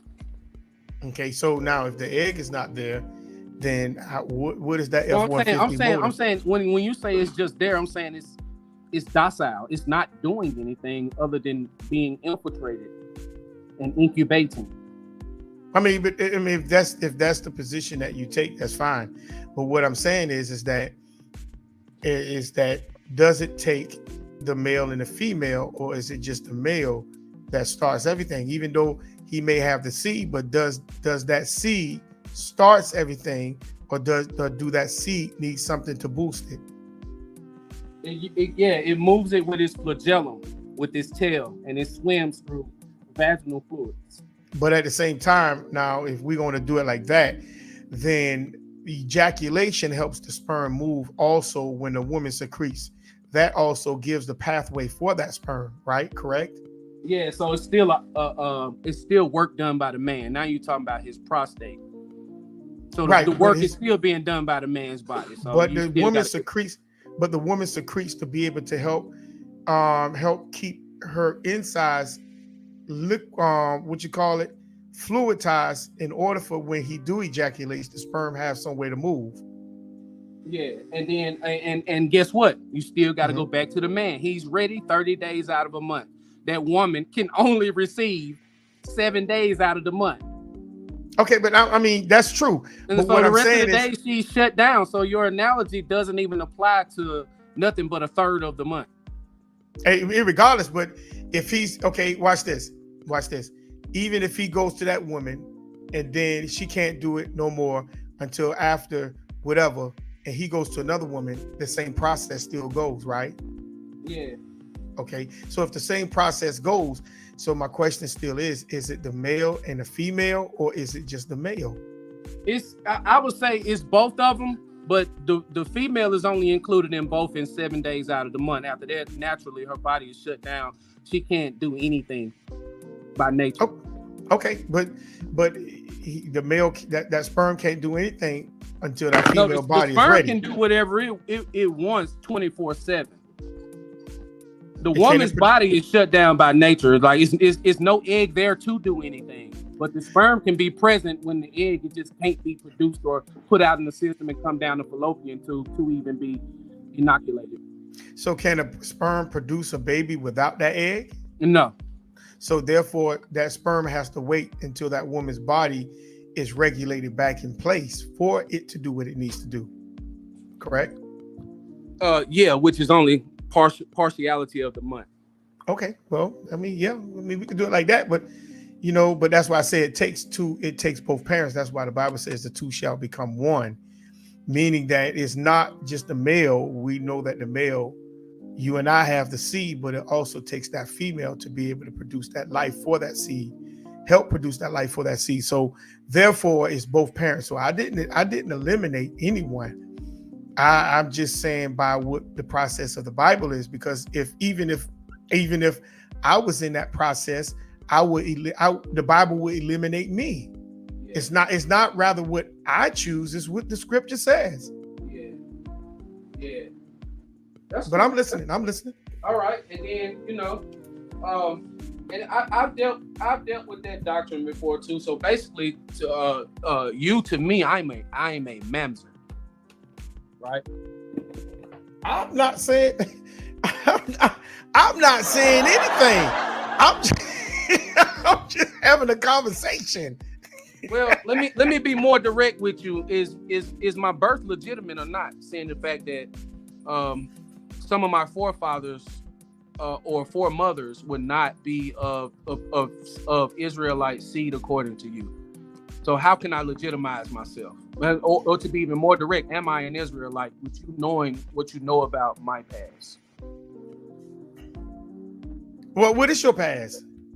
What I sent you, I don't know your inbox, past. Yeah, so what Choctaw? You talking about Choctaw? And Cherokee and everything. I even showed you my dad's finger. Choctaw, Cherokee are Israelites. I thought you were saying they wasn't, brother. No, bro. No. Come on. That's where we getting confused. No, I didn't say that. Because me and my wife are Yuchi Indians, brother. Okay, all right. We on the same page now. I thought that you man, that's why I say I gotta stop and watch the videos, right? But we're gonna say that for another day, brother. I like how you go into stuff, you know what I'm saying? And before we get off of this, right? I had dropped one on you, right? And I saw your video. I took you to Numbers 21. You said that's not law. What's not law? Numbers 21? Numbers 31. You said that wasn't law. Numbers 31. I mean, talking on Facebook? You was on YouTube one day. YouTube, Numbers 31. Brother, let me pull it back up because I don't know. I mean, I don't know. I'll be looking at Facebook, Instagram, YouTube. I'll be looking at all that at one time, man. So, I mean, I don't know. I don't remember. But let me pull it up. Numbers, you say Numbers 31? Yeah, I think verses 10 through 14. Okay, hold on. You literally are on your own record saying that is not law. Okay, I'm gonna get it. I'm gonna get it, brother. Or it might be Deuteronomy 21, 10 through. You talking about Deuteronomy 21, 10 through 14. You talking about going to war? Yeah. That ain't no law. All right. So if that's not a law, so I said 10 through 14, right? So you say 10 through 14 ain't a law. Is 1 through 9 a law? Well, let's get it. Let's grab it. Because this is about to be real interesting here. Let's grab it. Deuteronomy 31, right? Deuteronomy 21 verses 1 through 9. Is that a law? And I would also like to know, is that a law from verse 15 on down as well? Okay, well, let's grab it. Let's see. Deuteronomy, the 21st chapter, because a lot of times what we think is law is not law. It says, if one be found slain in the land which the Creator has given thee to possess it, lying in the field, and it be not known who has slain him. That's like a murder mystery, right? Yeah, like from Numbers 35, the manslayer laws. Right. Then the elders and the judges shall come forth, and they shall measure unto them the cities which are found round about him that is slain. And it shall be that the cities which is next unto the slain man, even the elders that of the city, shall take a heifer which has not been wroth with, and which has not drawn in the yoke, and the elders of the city shall bring down the heifer unto the rough valley, which is neither eared nor sown, and shall strike off the heifer neck there in the valley. And the priest, the son of the Levite, shall come near, for them the Creator has chosen to minister unto him, and to bless in the name of the Creator. By their words shall every controversy of every stroke be tried. And all the elders of the city that are next unto the slain man shall wash their hands over the heifer and the beheaded in the valley. And so they shall question, brother. They saying do this in the name of Yahweh, right? Okay. And keep the Levites in their position and let them do the job that they was assigned to do. So once again, just so far right now, is this law? No. So we showing these brothers transgressing by conducting sacrifice, right? Okay, hold on. This is what, because this was stuck out to me. Who, when you cut that animal head off, what would be the purpose for you cutting that animal head off in a violent way? Because it says to cut his head off. That's violently. Yeah. Well, that's like karab. That's what my name means. It means like to cut. I cut people, right? Okay. And so violence or whatever, just sacrifice is violent in and of itself, right? You're taking life, right? You read Leviticus 17 and 11, brother. Yeah, I'm familiar with that. That's definitely a law. You know what I'm saying? So where are the pretty sacrifices at? Like when Abraham was about to give up Isaac, right? Was that going to be a beautiful thing with that blade? Okay. What was he going to cut to kill his son? How was he going to do it? He was okay. When you kill an animal, you don't violently kill the animal. You're supposed to calm the animal, because the animal understands it's going to die anyhow. Right. So show me that in the law where you calm the animal. Are we under law to calm the animal? Yes, when the Bible. Yes, when you okay. Watch this. When the Bible says "Thou shalt not kill," is it just talking about an animal? I mean, a human. He's talking about you can't kill your brother. Okay, but why would you violently kill an animal? Well, I'm saying I get your logic. I'm just saying, like, Isaiah 8:20 say to the law and the testimony is what we have to speak of. So right now, show me. Hold on. Show me a scripture where we violently just kill an animal for a sacrifice. I think all of them are violent, right? Because we killing them with a sharp blade. We're cutting his throat. No. I get that. Have you ever killed an animal? Yeah, so that's what it means when it say cut. No. I'm asking you, have you ever killed an animal? Yes, I have. Okay. Have you? Okay. How did you kill an animal? I done shot a couple. You did. Okay. You shot them all. You kill an animal from a distance. I'm talking about close up with your hands on it. Yeah. You did. And when you was about to kill that animal violently, what did that animal do? No, I'm not saying that I did that, right? Because I don't see a nice way to cut a sheep's throat. He's gonna cry. No. We know that. But what I'm saying is, if you okay, I've been around, and I'm gonna say this. I've been around Muslims who kill animals to be able to, they slaughter the animals to take the meat, but they don't kill the animals in the position that how we do it.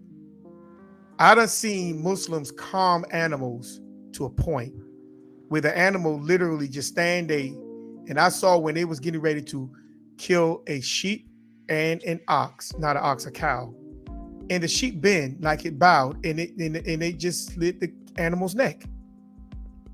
And when they cut the animal, and when they got the meat from the animal, that meat was tender. But when you are killing the animal, murdering it, that animal draws up and it releases a poison within its meat. That's why the meat is tender. I mean, not tender, tough. And you have to tenderize that meat to hopefully that you get the poison from out of it. So when the Creator asks us to do sacrifices, it wasn't to murder the animal. It was to literally calm the animal. There's processes that we do and how we do it to be able to bring that animal to his death. That's why the Bible says you can't animal, you can't brutalize the animal, you cannot the animal cannot have cut, bruises, and etc. Because it goes by how you destroy that animal's life. Go ahead, I'm listening. So that even applies to hogs, huh? Well, I don't eat a hog, so I don't. But yeah, if you even anything that you're getting ready to give to the Creator, that's what I'm saying. Anything that you're getting ready to give to the Creator. You can't murder a clean sacrifice. You can't kill a clean sacrifice in the logic that's being applied to it because it's going to the Most High, right? And, so everything that is given to the Creator is brutal. Leviticus 17 and 11, brother. Okay, let's keep going. I'm listening to you go. Yeah, we're gonna put on record now. That's on record. Go ahead. That's what I'm saying, and I'm willing to do this too, man. Let's get us just you ever read that scripture that say rehearse the righteous acts? You read that? Yeah, it's Judges. Okay, all right. So check this out, right? Mm-hmm. I'm willing to do this, right? We get us a hog, or we can go buy us a cow or something like that. I pull up on you, and we come up with the best way to kill this, right? And I'm guessing the goal is not to have it make a sound, right? No, that's not the goal. Because anything that has breath is going to make a sound when it's getting ready to lose its life. So that's not the bet. The bet is, can that animal be calm as you? Because if that animal is not being calm as you killing it, if it's going to make a sound, is that a sound of calmness, or that's a sound of my throat is getting slit? No. Listen, like I say, anything that's dying with life in it is going to make a sound. Because it's calm? You could be calm and still make a sound, brother. Because you're feeling the pain. How are you calm in pain? So we got to kill it while it's calm in pain. You have to kill it while it's calm in pain. Yeah.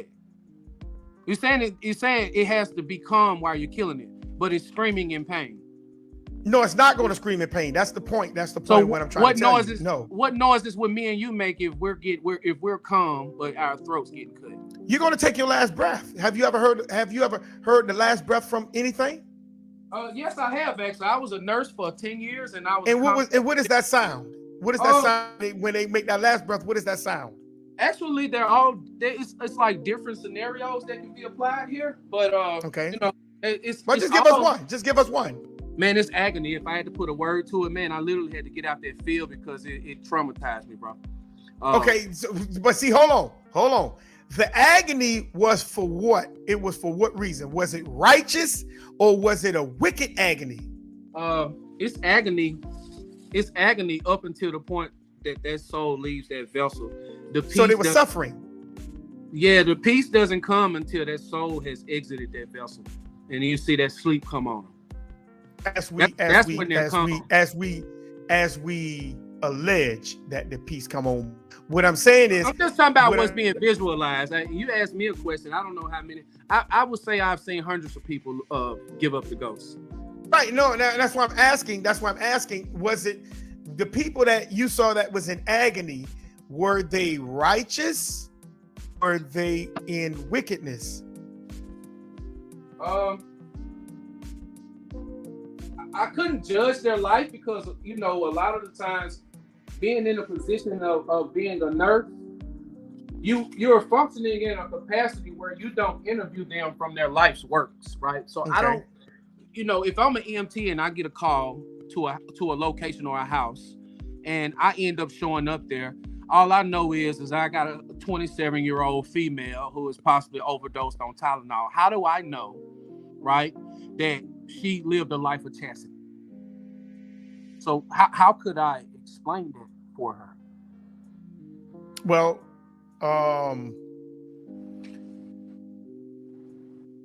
if a person is ODing, then that means Tylenol now, some headache medicine. Well, how do you, unless you took too many? You just take more than 4,000 milligrams. Well, that's what I say. Unless you took too many, then you didn't read the bottle. Then, then that's just, that person just didn't. They died in ignorance, or they OD in ignorance by not reading the bottle. So, that's just on them. But what I'm saying is that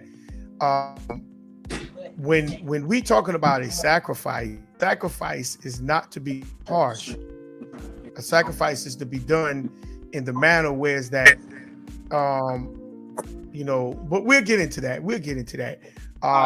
So back to part Deuteronomy. Two, we'll get into back to Deuteronomy. So let's just see what playing field we on. So we in Deuteronomy 21. So you said 10 through 14 ain't a law. So now 1 through 9 is not a law as well. Well, I'm on verse 8. It says, "Be merciful unto the people of Israel."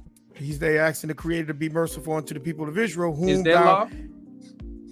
Be merciful. They ask. That's a prayer. It's a prayer. All right. So they're praying right here.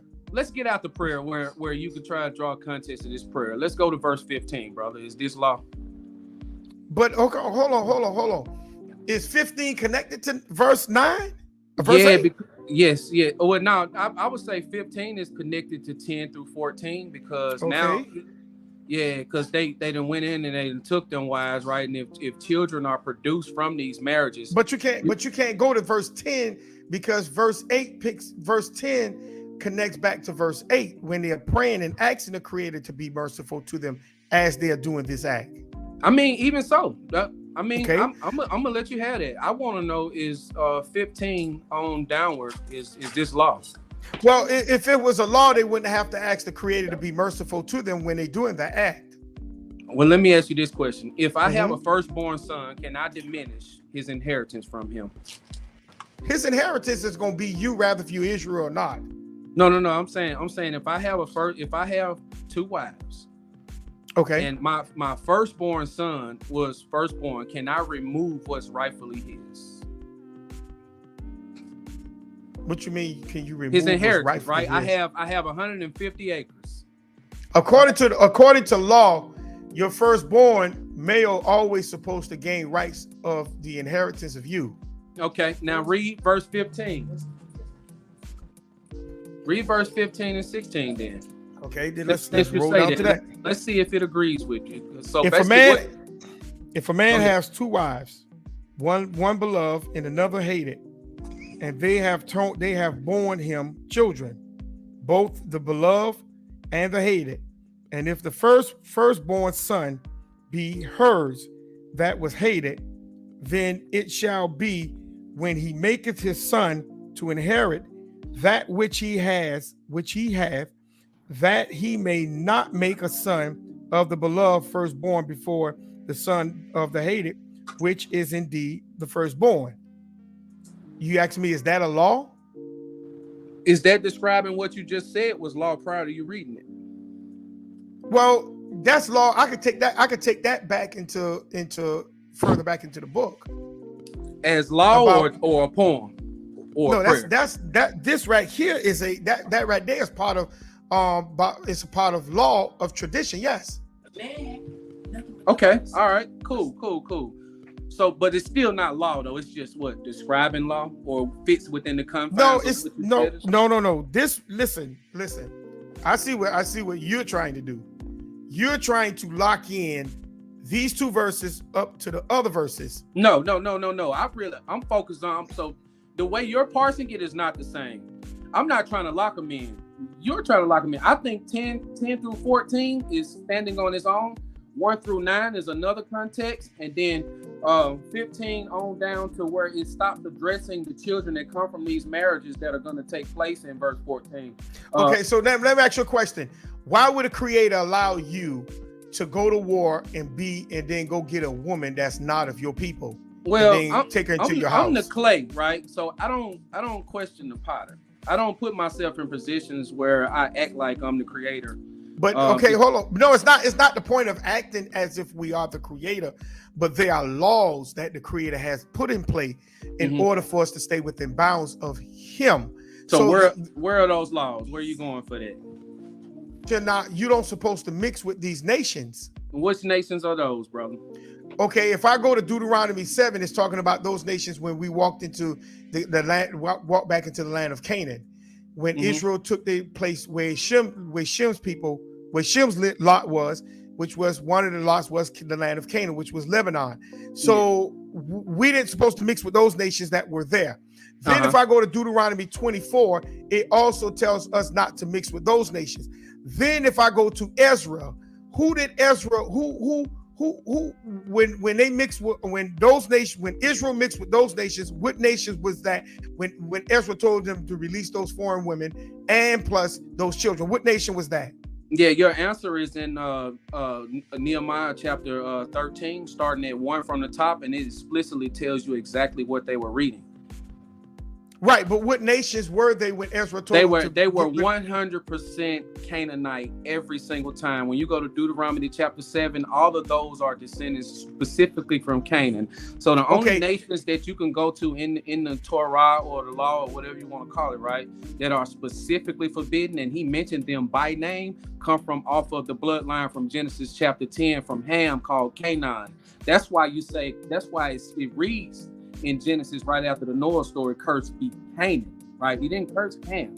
It's a curse be Canaan. He knew that seed was going to carry on the detriment that they would and cause us to lead us into idolatry.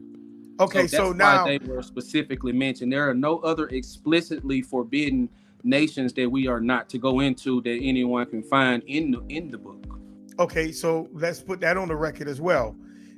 So the Canaanites were the only nation that was forbidden for us to not marry. Yeah, specifically, they were mentioned by name. The Girgashites. Okay, don't forget about the Moab, because he told you the Moab, you can't mix with Moab, brother. Well, he didn't say don't mix with Moab. He said if you're gonna go into these people, because Ruth is a Moabite, right? So obviously we know that they can convert. I don't agree with that story at all, anyhow. But go ahead, finish your point. I'll just tell you I don't agree with Ruth. So all right, so I think what we can agree with is that, you know, if you want to deal with the Ammonite and the Moabite, right? Where are you going? You're going to Deuteronomy chapter 23, right? And then so it doesn't say don't mate with them. It says that they can't enter the congregation. And we know that entering the congregation is offering worship and sacrifice, right? So the Most High would never receive any type of sacrifice or worship from these people because they are eternally damned. Because just their very inception of even coming into existence is an illegitimate union because of how they came off of Lot. Right. So anybody else, we can even the white people, we can just go into and just have babies all over the place, right? Well, I mean, I've never actually seen a white man. I've seen red. Well, let me put it like this: the pale man. Well, you got some pale, us. You got some Steph Currys out there. You know what I'm saying? Steph Curry is an admixture. Right. Would you call him a bastard? Is his union on legitimate? I'm just letting you know he's an admixture, brother. We're using the Bible, so what would the Bible call him? According to how your doctrine is, he's a bastard, according to the Bible, he is an admixture, which makes him out of bound. He's a foul. He's a foul ball. I'm saying, like, since we both brothers, and you what does moray mean? You're a teacher? Yes. Okay. So since we teaching, what we got to teach about, brother?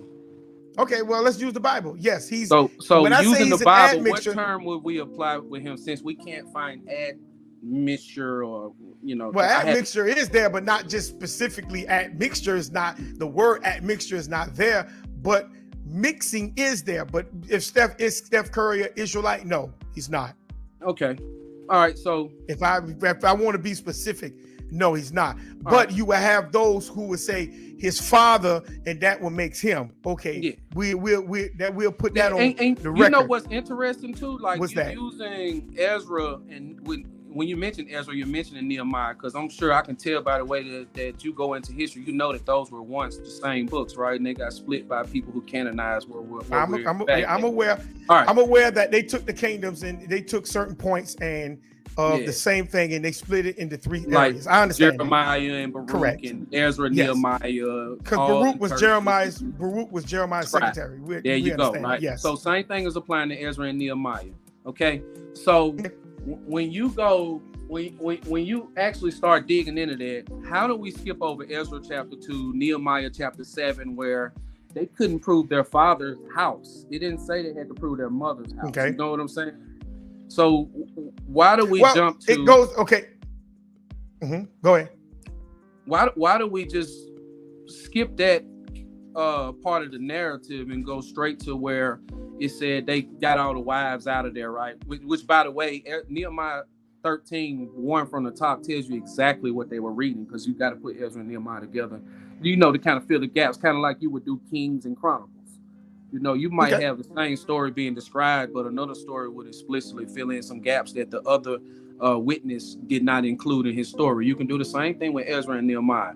So when you go to Ezra chapter 2, you go to Nehemiah chapter 7, it said these brothers couldn't prove their house by their father's house, right? That they were Levites. So this is serious business, right?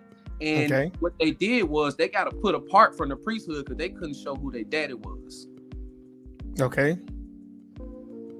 So I'm trying to see why do we leave that out the narrative, because that's a clear example that the mothers were not included in their genealogy for them to even be called priests. Well, let's put it like this. Okay. When we say they couldn't prove their father house, what is the father's house? The father's house. Like, if I wouldn't even have a question with that, right? I just left my father's house last Wednesday, right? I knew that was my father's house. Okay, but is the mother there? My mother wasn't. Okay, now watch this. Let's go back to Genesis, the first chapter, verse 26. When he says, let us make man in our image according to our likeness and give them dominion over all the things, even over all the earth. And verse 27 says, and he created man in his own image according to his likeness, and he gave them dominion. Male and female, he created them. Right? Now, let me ask you a question. When he created male and female, all right, did he create one male and one female, and from that one male and one female, everybody popped up over the earth? Or were there different? Absolutely not. Absolutely different not. people? Adam was chosen from that creation, because you have the man Adam, and then you have mankind, or you know, basically, you know, humans being referred to that. Because if you go to Genesis 5, you know, I know where you at with the scriptures, man, and you gonna probably be able to tell that I read them pretty well too, right? So when you go to Genesis 1, I don't even have my Bible in my hand. When you go to Genesis 1 and 26, when you go to Genesis 1 and 26 and you had a creation, that is expounded on in Genesis chapter 5, right? And that draws a distinguishment between the actual male that was chosen, that was brought from a low place or formed from the dust, versus the rest of creation. You get what I'm saying? So I understand where you're coming from with that. What is the conclusion that we're trying to draw from that analogy that's related to what we're saying? The conclusion that I'm drawing from this is that when he created male and female, you do agree that there were different types of men, correct? Yes. Okay, so if there were different types of men, that means that man, that male, had his own female. You agree or you disagree? Yeah, I would have to agree, because, you know, a lot of people don't like to address the fact of where did Cain get his wives from? You know what I'm saying? So you got to kind of acknowledge that. Okay, so now if every male had his own particular type of female, don't you think when he told the plants to produce after itself, its kind, and he told the animals, the birds, to produce after its kind. And he told the whales and etc. to produce after its kind. Do you not think that law pertains to male and female as well? Well, the ones that are pertaining to cattle and stuff like that or whatever, I would never assimilate myself to share a law with, you know, other creatures that are beneath me, other than like on the Shabbat, right? Because he said even your ass need to go sit down, right? So in dealing with that, brother, let's back up a little minute.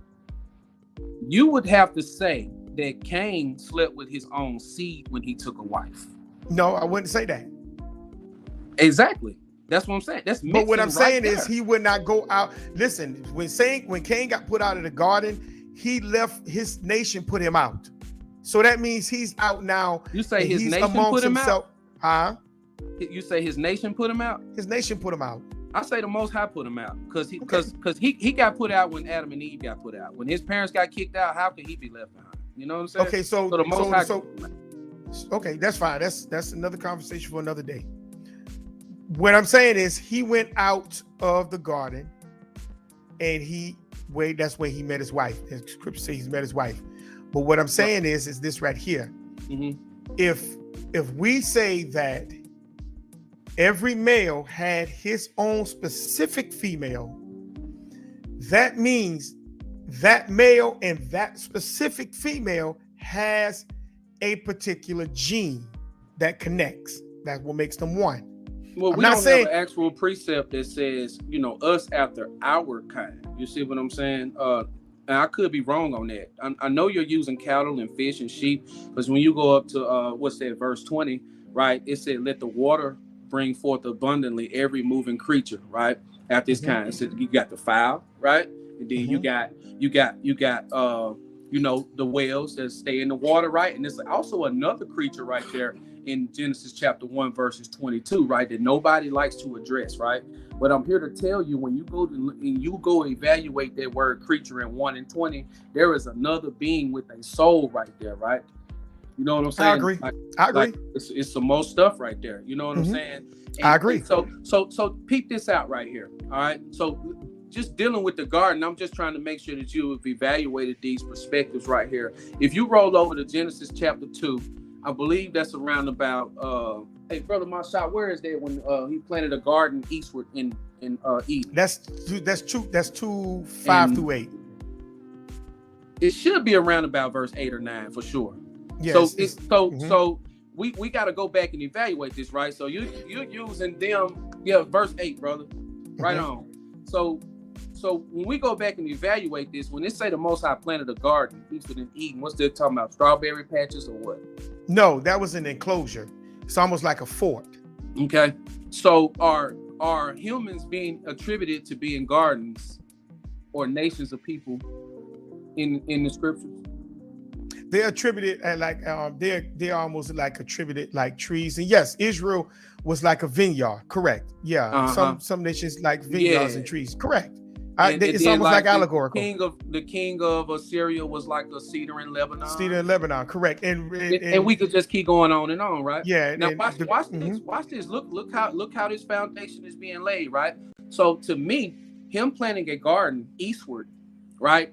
Okay. In Eden, right, is him putting up and setting up these people or this other tree, right, that we are not to actually go into. To me, the tree of life is who my Hamashiach is that I find in the New Testament that you don't really subscribe to, right?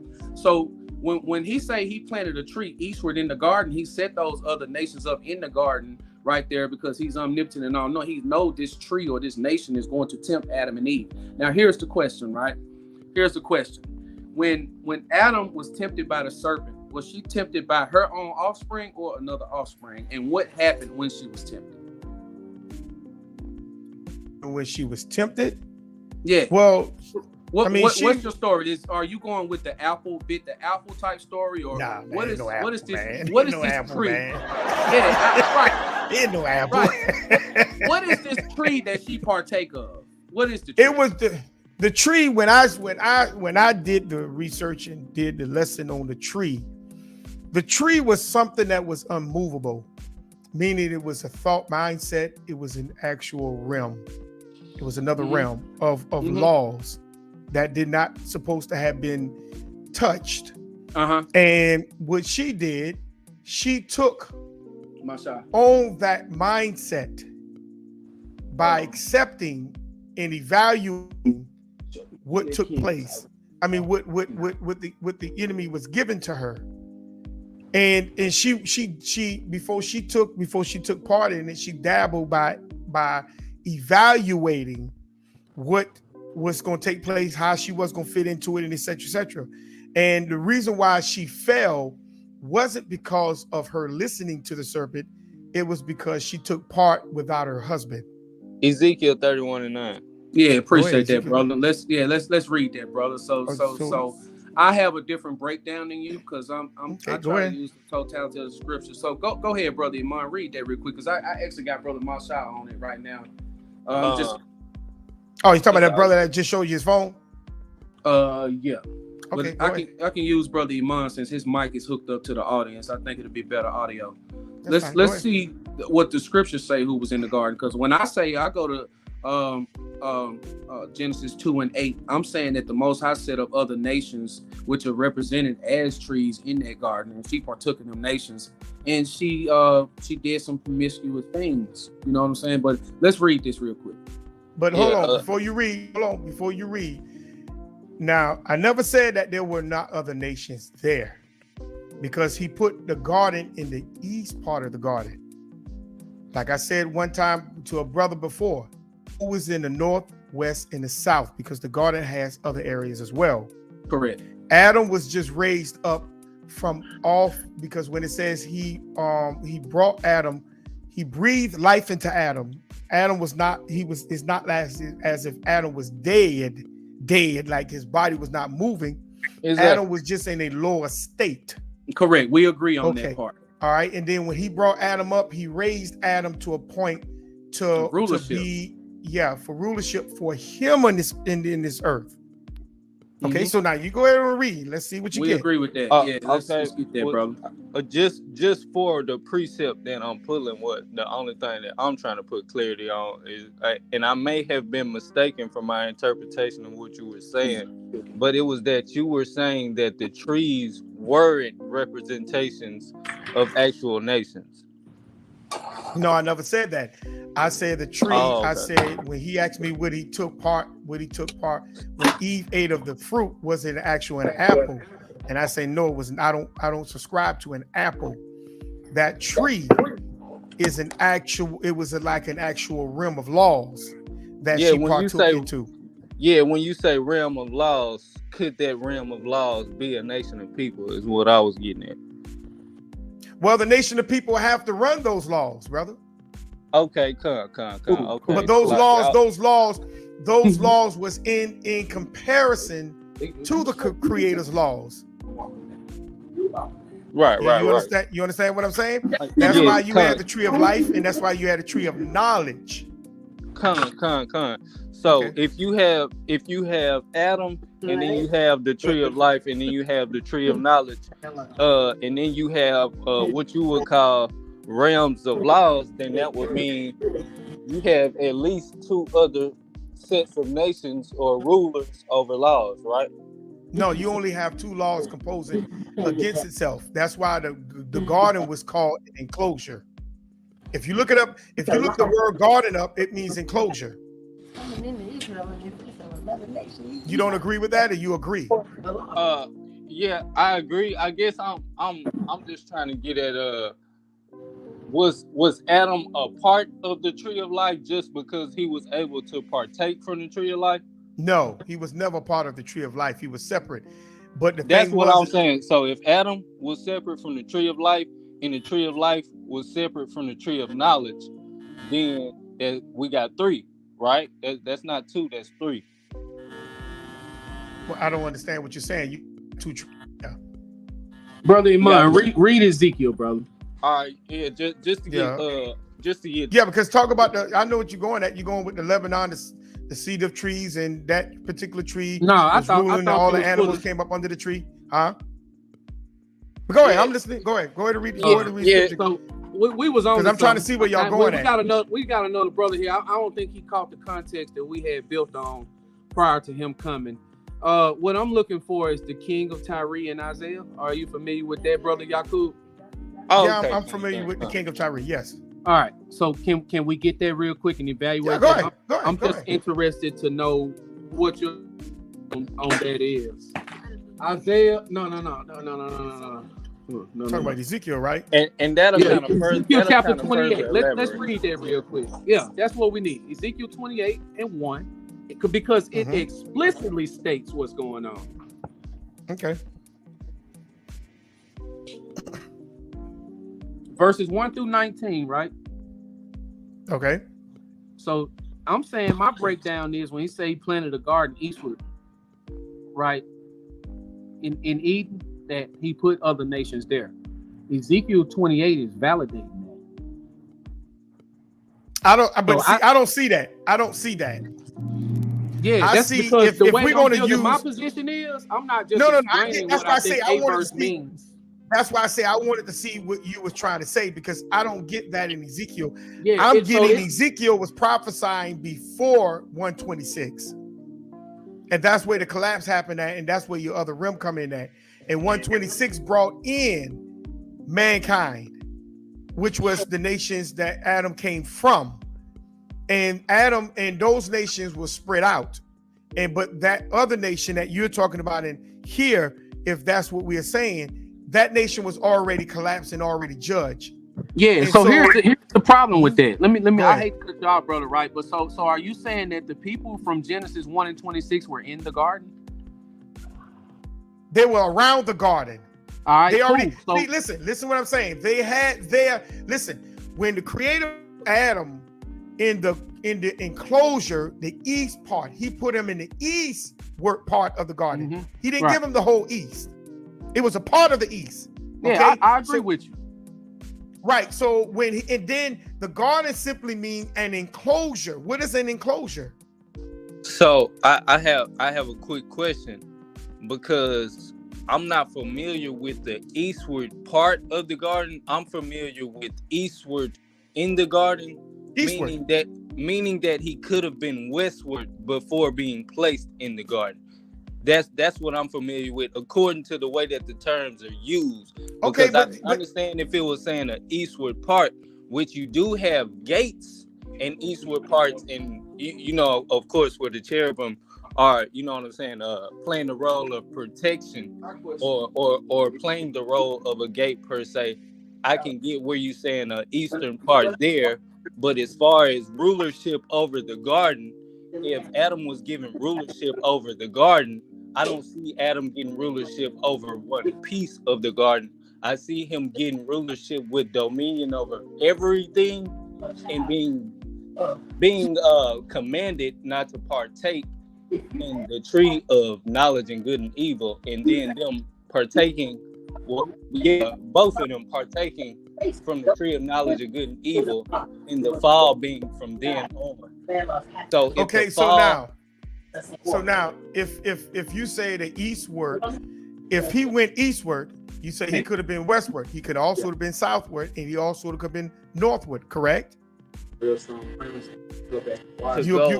agree with that, right? Or you disagree? It depends on where you are familiar with the modern connotation of where the garden is today.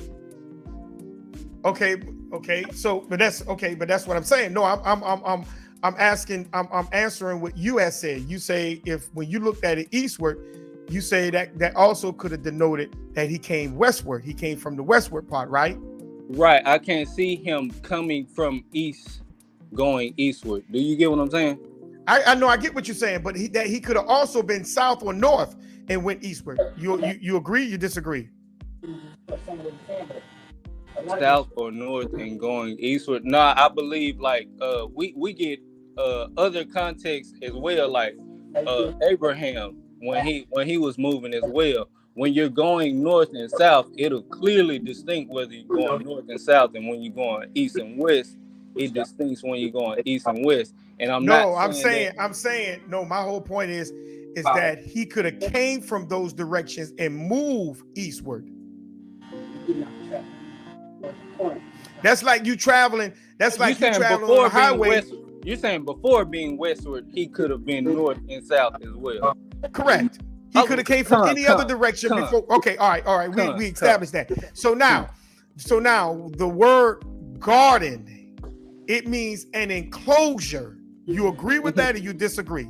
I do. I definitely agree with the enclosure being of significance, not necessarily the whole garden being physically bordered per se. I don't believe in an enclosure in that sense. I believe an enclosure is in the significance of, you know what I'm saying, the Most High having the control over that himself. You know what I'm saying? My home is enclosed right now, but that don't mean nobody else has a key to my front door. You see what I'm saying? No, and that's true.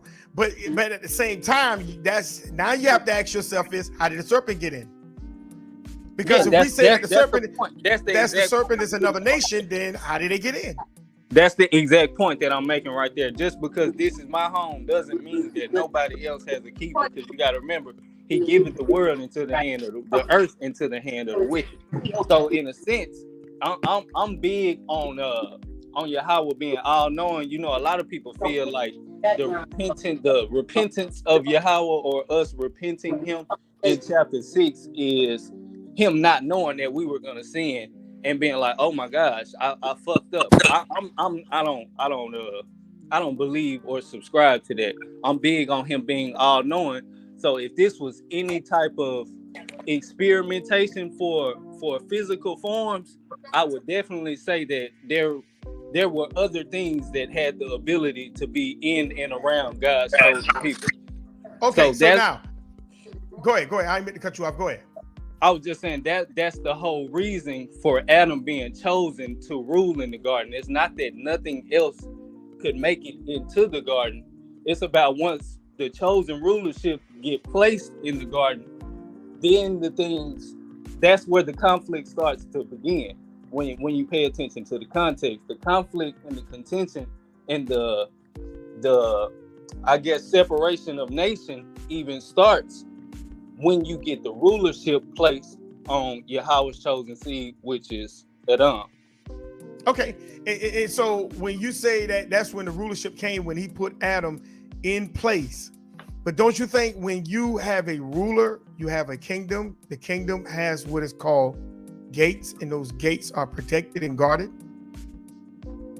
Yes. That's an enclosure. So now, like you say, anybody have access to your house, but I guarantee you, if anybody come in your house that does not supposed to be there, there's going to be hell to pay. You agree or you disagree? I definitely agree.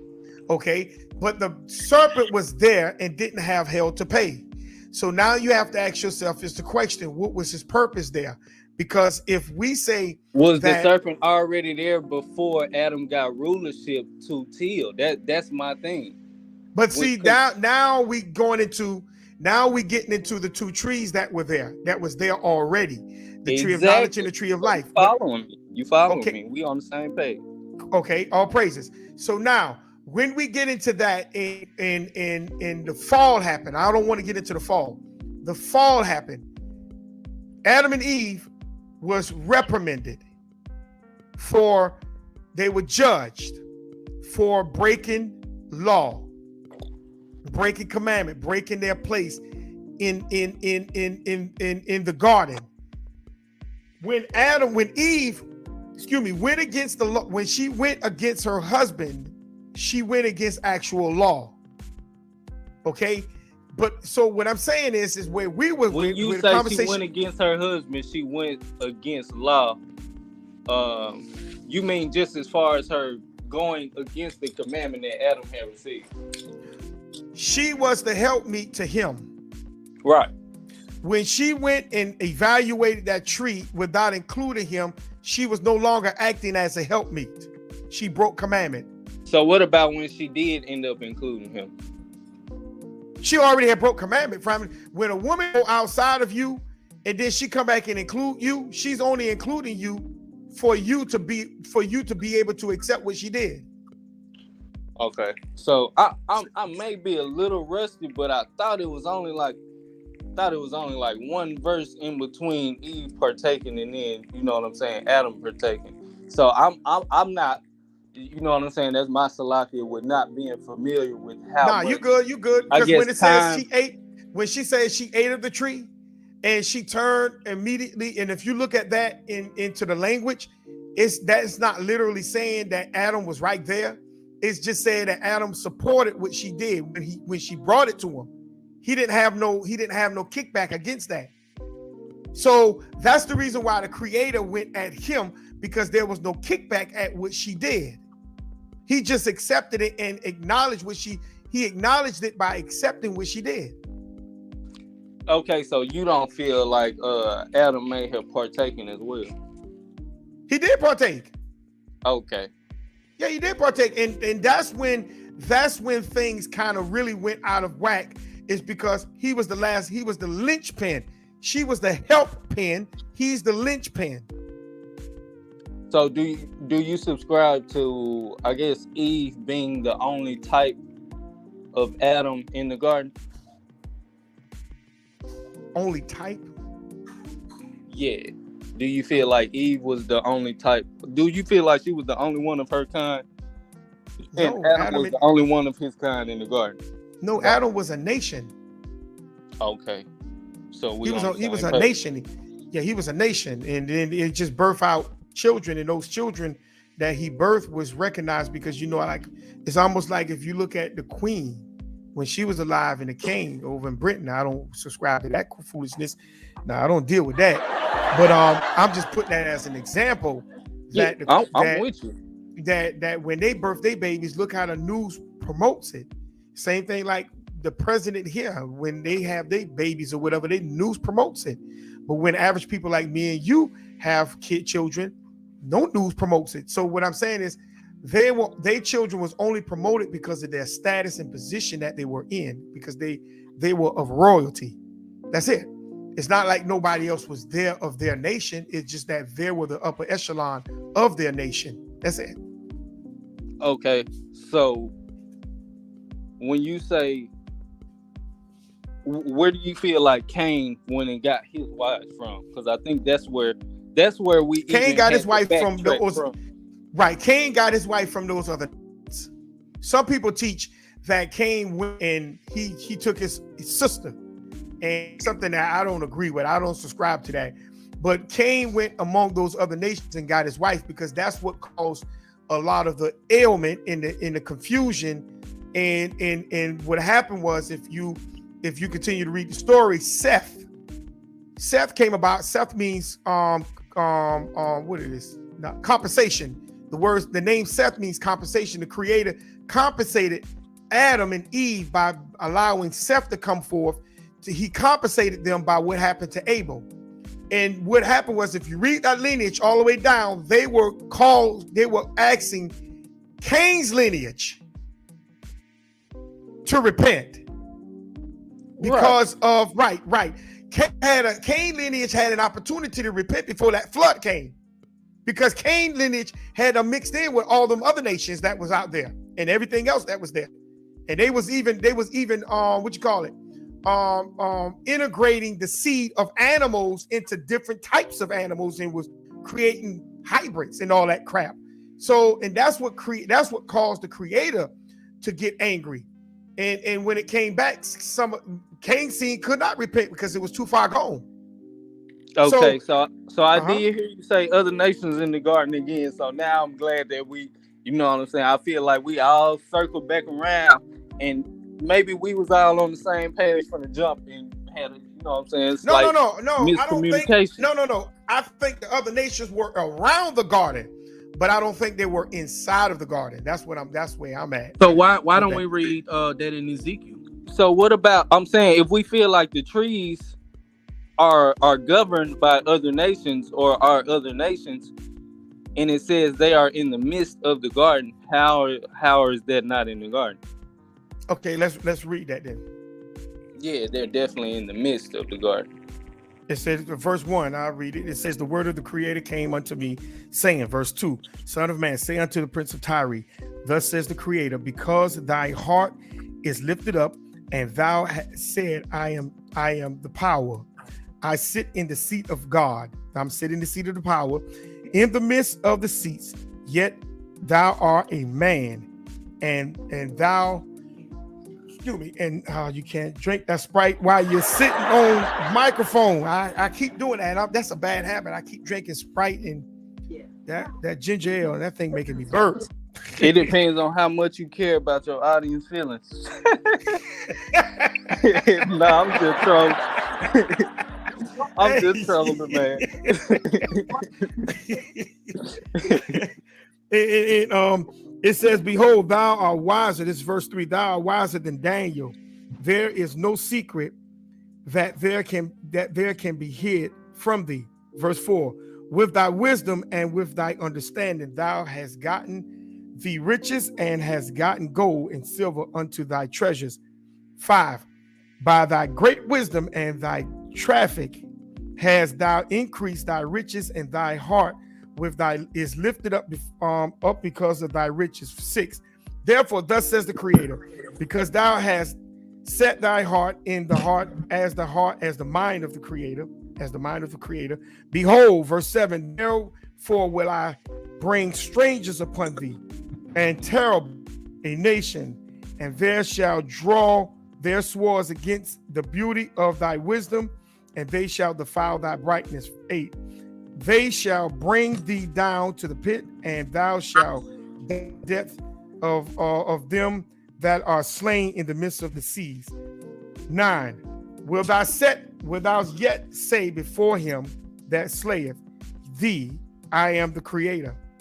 But thou shalt be a man and no God in the hand of him that slayeth thee. 10. Thou shalt die in the depths of uncircumcised by the hand of strangers, for I have spoken it, says the Creator. 11. Moreover, the word of the Creator came unto me, saying, and take up the lamentations upon the king of Tyrus, and say unto him, thus says the Creator, thou sealeth up the sum full of wisdom, perfect in the beauty. Thou hast been, this 13, thou hast been in Eden, the garden of the Creator. Every precious stone was thy covering. Thou sawdust, topaz, and diamond, and beryl, and onyx, jasper, and cypress, and the emerald, and the cubicle, and gold, and the workmanship of thy tabrets, and thy pipes was prepared in thee in the day that thou was created. Thou art the anointed cherub, thou covereth, and I have set thee, so thou was upon the holy mountain of the Creator. Thou hast walked up and down in the midst of the stone of fire. Thou was perfect in all thy ways from the day and that thou was created till iniquity was found in thee. By the multitude of thy merchandise, they have filled the midst of thee with violence, and thou have sinned. Therefore, I will cast thee as profane out of the mountain of the Creator, and I will destroy thee and covering cherub from the midst of the stones of fire. That's all we need. We are the stones of fire. When he said he gonna cast him down, right? That's him casting that serpent to his belly right there. Notice how when Eve was being tempted in the garden right there, she was being taught that, hey, you don't need what the Most High told you. You are a God, right? And it's the same context is being applied to her temptation in the garden. That's why we are saying that that nation that was in the garden is basically just a recycled spirit that went into Cain and went into Canaan, right? Now, peep this, right? What is the lineage of the Tyrians and the Sidonians, as far as you know? Well, what I've read is that that was that fallen nation that was before Adam then was created. All right, so you know when you go to Genesis chapter 10, the king of Tyre, which would be the king of Sidon, right? What people did they come from? They came from, basically, let me be more specific. Were the Tyrians and Sidonians Canaanites? I have to go look. I'm not sure. You go to Genesis 10 and get that, brother. I'm not trying to steer nobody wrong, right? Yeah, as far as lineage goes, I know for a fact. So do this for me, brother. do this for Yeah, me, okay. brother. Sidonians and the Tyrenes are Yeah. Canaanites. Okay, I'm So listening. that's what we're showing you, right? So that's why all it's doing. So I know you might agree to this right here. So you got that evil spirit that's tempting Eve in the garden, telling her, "Oh no, you are a God. You don't have to listen to God, right? I'm gonna give you this knowledge of evil right here." All right. Then you got Ezekiel 31 saying, "Hey, you was in the garden and you are a man," right? And then it's saying it just so happens that it's the king of Tyre, right? And it just so happens that the Tyrians and Sidonians are Canaanites, right? And you get Canaan cursed. So that's how we're able to equate that these people were in the garden. So that's why we saying that people need to go back and reevaluate Genesis chapter 2 and 8 when they say he planted the garden eastward in Eden, right? That was those other nations, and Ezekiel 31 supports that in the fact that it was a man. And then when you get the serpent cast to the ground, you got the same serpent that's being a serpent right here is cast to the ground. You know what I'm saying? When you look at the Tyrians and Sidonians in the scriptures, right? They've been a powerful nation. They merchants, right? They basically got a monopoly on all sea travel. We got to go to them. We got to get the dye from them. We got to get jewelry from them. In order for us to jump on a boat, we got to go to them. In order for Asher to get their land, we got to kick them out, which we didn't and everything, right? So they were very notorious throughout the scriptures. That's how we able to link this together right here. I don't think. And then definitely knowing that it is within the garden, going off precept Genesis 3:3, I believe, when it clearly says when Eve is talking to the serpent, she says, "In these trees are in the midst of the garden." And I've already, you know what I'm saying, personally went down that same exact road, and that's why I, you know what I'm saying, have kind of dug and found through the context how we can, you know what I'm saying, figure out that these nations are within the garden, like exactly where he's at, not having to go outside, you know what I'm saying, or somebody making it through guarded cherubims or things of that nature. Just off of Eve's conversation with the serpent, that they are in the midst of the garden. Con. Now let's get Genesis chapter 10, verse 13 and 14 real quick. I just want to put it together. I like bringing more precepts than just me talking. So when you go to Genesis chapter 10 and you go to verses, let's do 13 and 14, right? This is key right here. And then you 13, 14, and 15, and 16, and 17, right? I'm gonna read it real quick.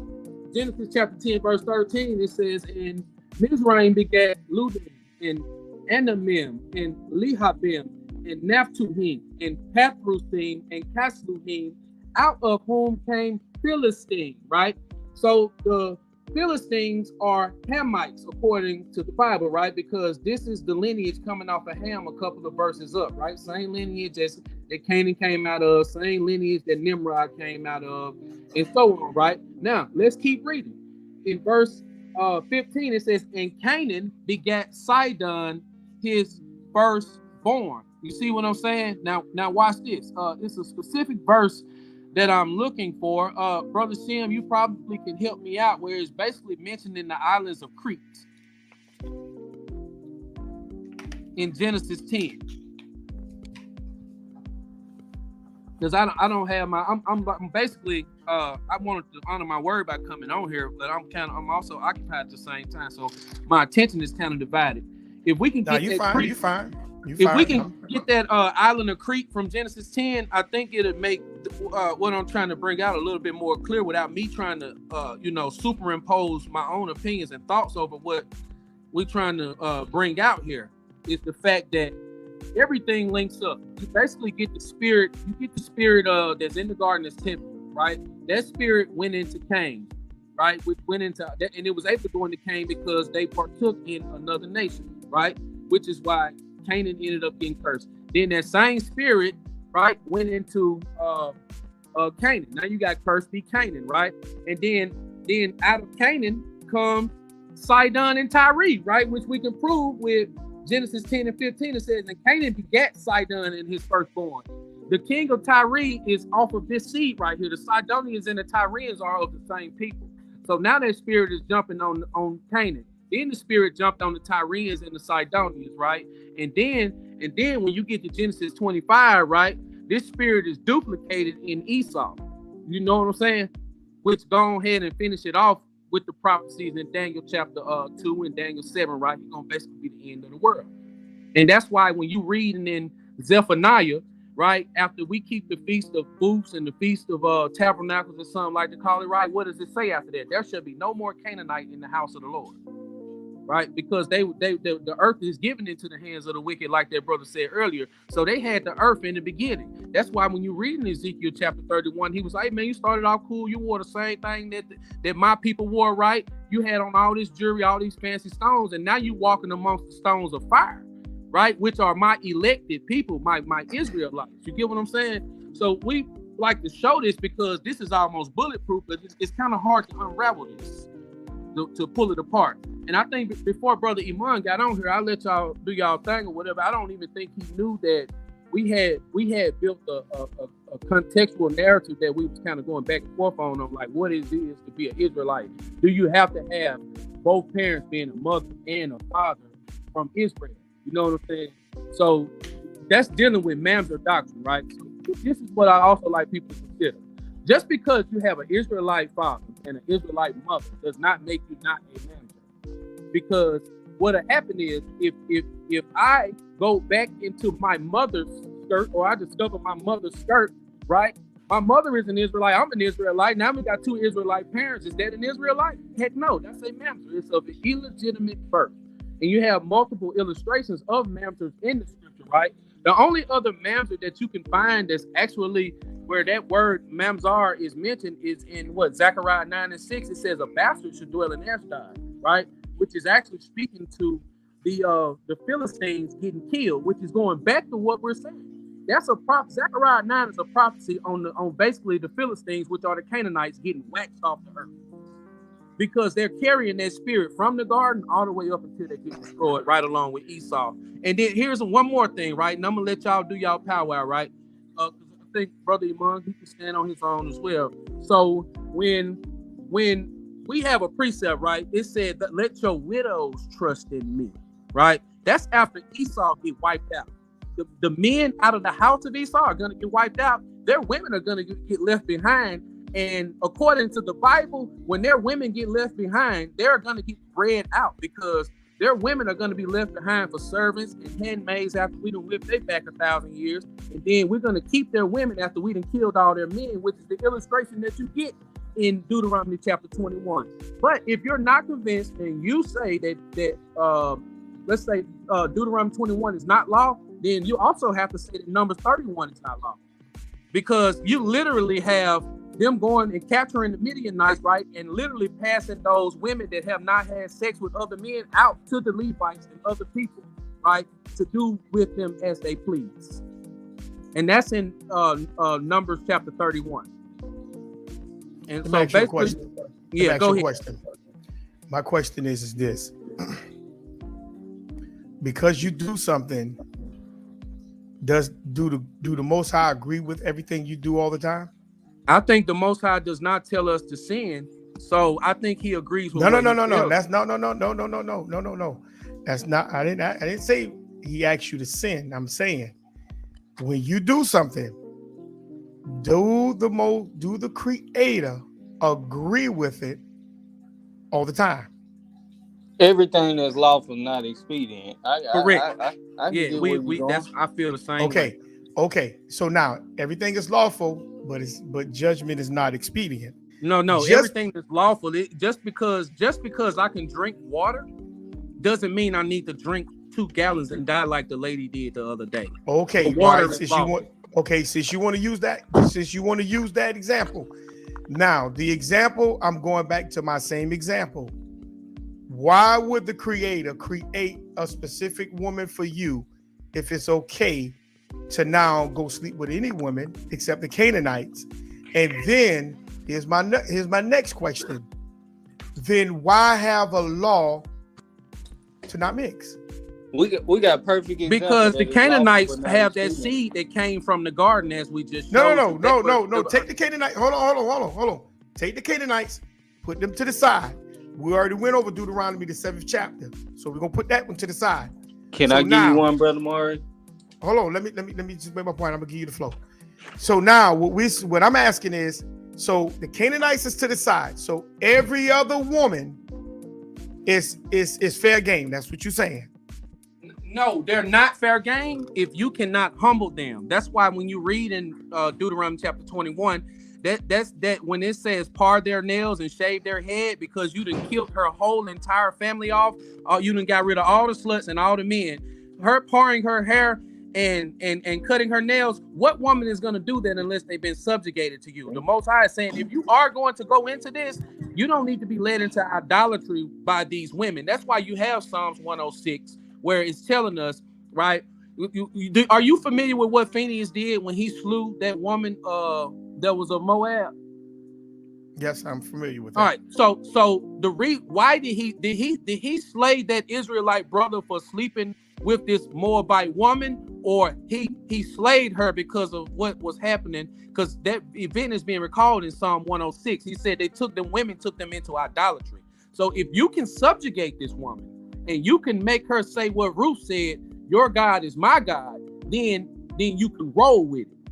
But if they lead you into idolatry, then you have a serious problem, because that's the first commandment the Most High gave us. And really it's the first and the two, right? Have no other gods before me, right? And don't do idolatry. They're gonna really piss the Most High off. Okay, now I'm gonna say this, and I'm gonna get the other brother the flow. So now, long as I can subjugate her, I can roll with her.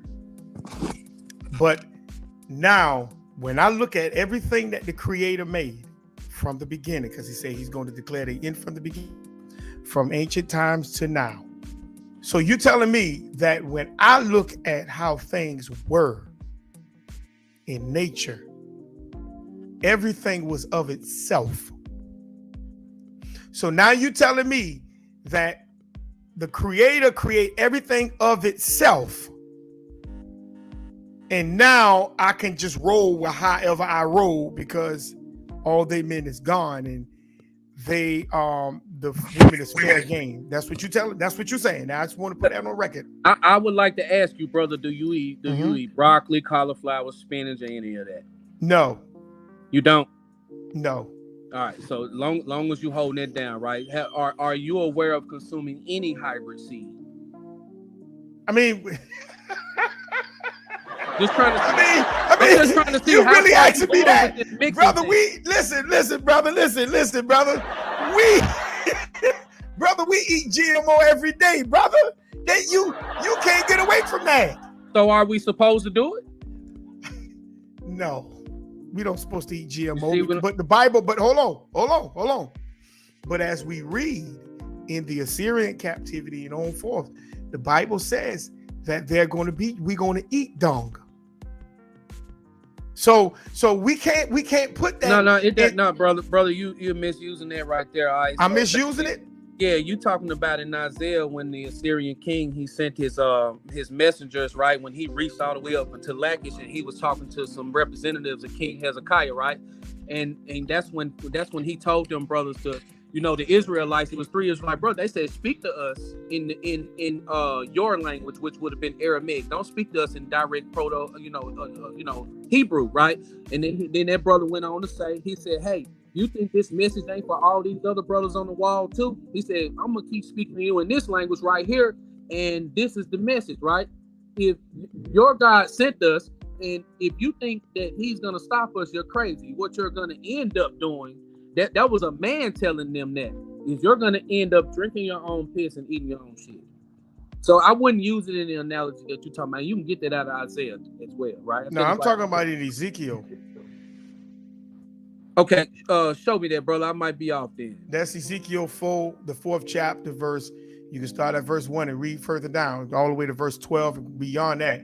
When it was prophesied to Israel, it says, "Thou shalt eat barley cakes, and thou shalt bake it with dung that is coming out of a man in their sight."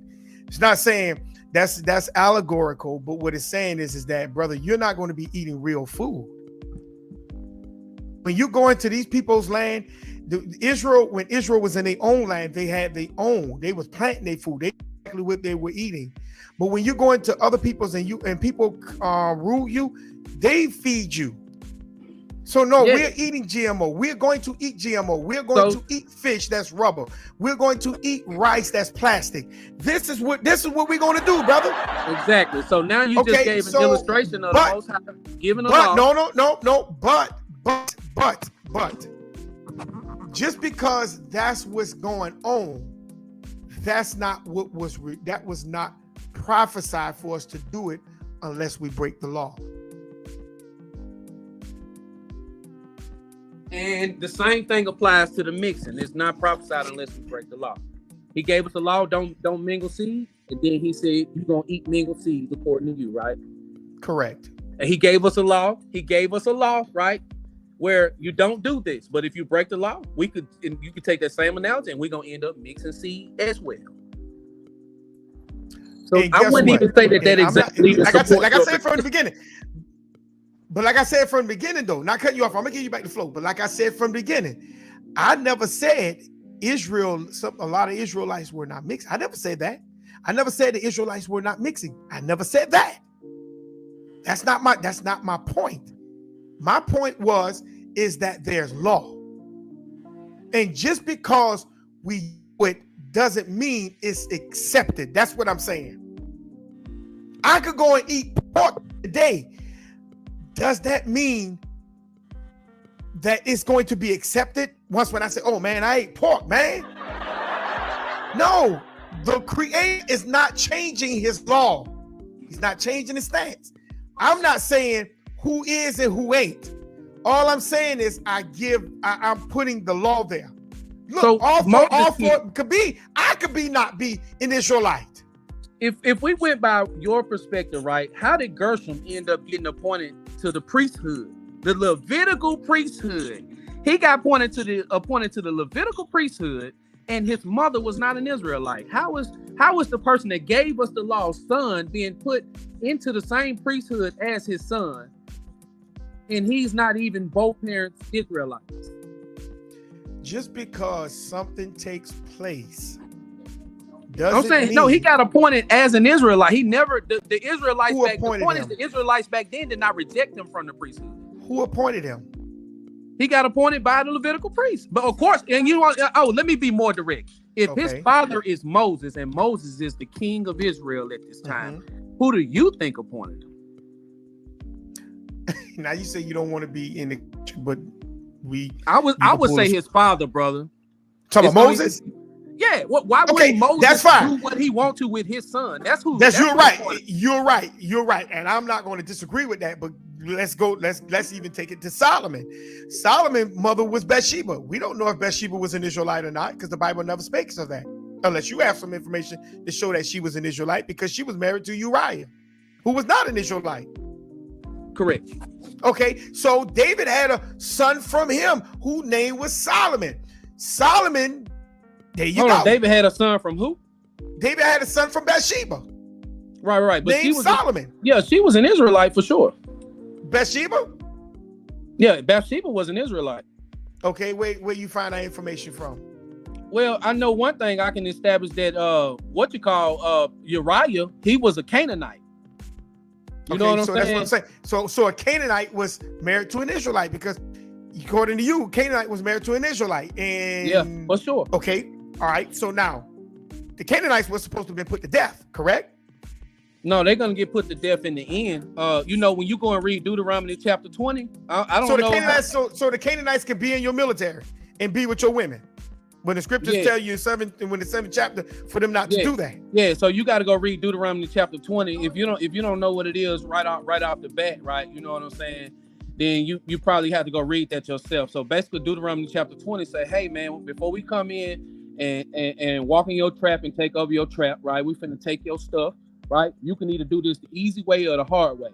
Now, the easy way is we finna come on you real strong, right? If you don't follow what we're saying, and you could just bow down to us and become tributaries unto us. That's why you got Uriah in the military. You know what I'm saying? Now, whether Uriah and Bathsheba were a legitimate union that the Most High recognized, that's not my business.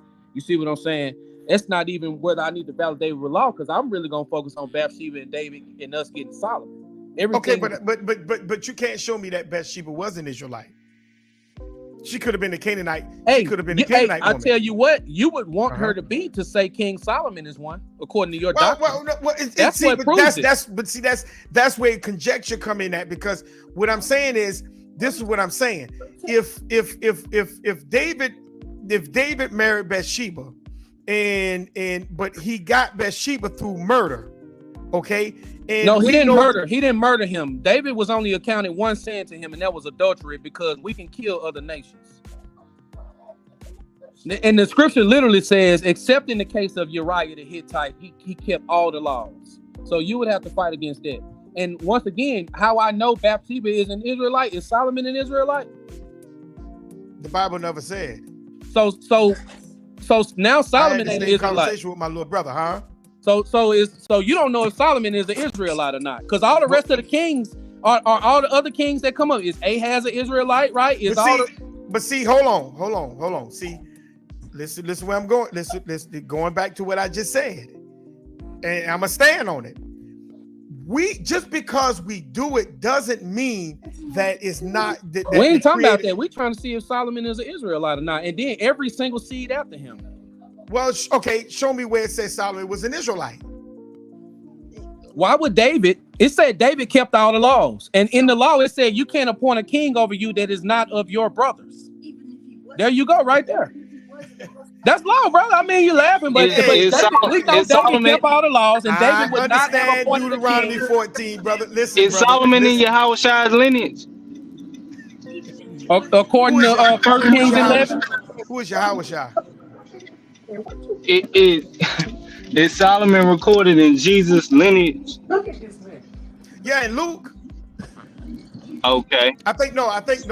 Nathan was in Luke. Solomon was in Matthew. He has two lineages. That's why I asked you who is Yahushua, because that brother got two lineages, man. Nobody don't know who that lineage is. That's what I'm saying. Who is that brother, man? Since you don't use the New Testament, we can stick with the old, brother. When you go to Isaiah chapter 11, he brought up the New Testament. That's cool. That's because he after we had already started the conversation. So we're gonna stick with the Old Testament. When you go to Isaiah 11, it said that lineage has to come out of Solomon. You see what I'm saying? And going forward. So now, if you take the position that you're in, brother, you're gonna be kind of locked in like the position that you're in now, right? Where you can't even say Solomon is Israelite. And there is a succession of kings. If Solomon an Israelite, no other king of Israel, you kill every single king after him. How do they get back on the Israelite track after that is my question, if Solomon isn't an Israelite. Listen, brother, I just sat there and said, listen, I said Uriah was not an Israelite. I agree. And we cannot prove whether Bathsheba's an Israelite or not. That's what I said. I'm going to stand on that. There's no scriptures that testifies that. And I asked you earlier, if you have any information to show that Bathsheba is an Israelite, present it. Now, I just gave it to you. Solomon is an Israelite. But now you having to say King Solomon, who David gave the kingdom to. Now you saying David sinned because, all right, so did David hand over his kingdom, right, and break the law? When the Bible say he only committed one transgression, and this was written after his death. Are you saying that David handed over the kingdom to somebody that's not of his brother? Listen, man, I'm going to stand on what I said. That's cool. They call me Karab, man. That's what Ezekiel shaved his head with in chapter 3. But I guarantee you this head you won't never get. You showing this because here's the problem. Here's your problem. Here's the problem. And I'm going to stand on this point. The point is that if Uriah was in Hittite, all right, for number one, that goes against Deuteronomy, the 7th chapter, family. Come on, we can't get past that. No, it doesn't. All right, watch this. Watch this. Stop. Go ahead. Make your point. He's working in David's army because he has been subjugated. It doesn't matter. If he was working in David's army, the Bible tells you don't give your sons nor your daughters to them. So now we saying Uriah is a Canaanite who married an Israelite. That was the law breaking right there in David's kingdom. That would be on Bathsheba's father or whatever. It still don't have nothing to do with David. Okay, you would have to ignore whether David. You have at least answer the question. Did David hand over the kingdom to somebody that is not of his brethren? if you can't prove that Bathsheba is an Israelite, and unless you just go by the father, like most of y'all do, just go by the father seed, then yeah, he's an Israelite. I put it like that. Is that answering my question? I answer the question that way, huh? Well, technically, we can pull this out of Proverbs. Say, let your yea be yeas and your nay be nays, right? And if you want to box me in like that, I'm gonna give you a yea or a nay, right? Well, I'm asking you. I'm telling you. I'm giving you my answer. If we cannot prove that Bathsheba is an Israelite, then therefore you have a mixed seed. If you go by the father seed, like most of the Israelite camps do, then yes, Solomon is an Israelite. That's all I'm telling you. So you do realize there's only two ways about that. Right. So you do realize that all these succession of kings, right? So the kingdom got passed over from Solomon to his son, right? And then from Solomon to his grandson, and it goes to Ahaz, right? To Ahaz, right? So you acting like if I'm going off of my doctrine, now I want to know under your doctrine, the doctrine that you under, every single king that comes after Solomon is not an Israelite according to your doctrine. Brother, listen. I'm gonna answer it this way.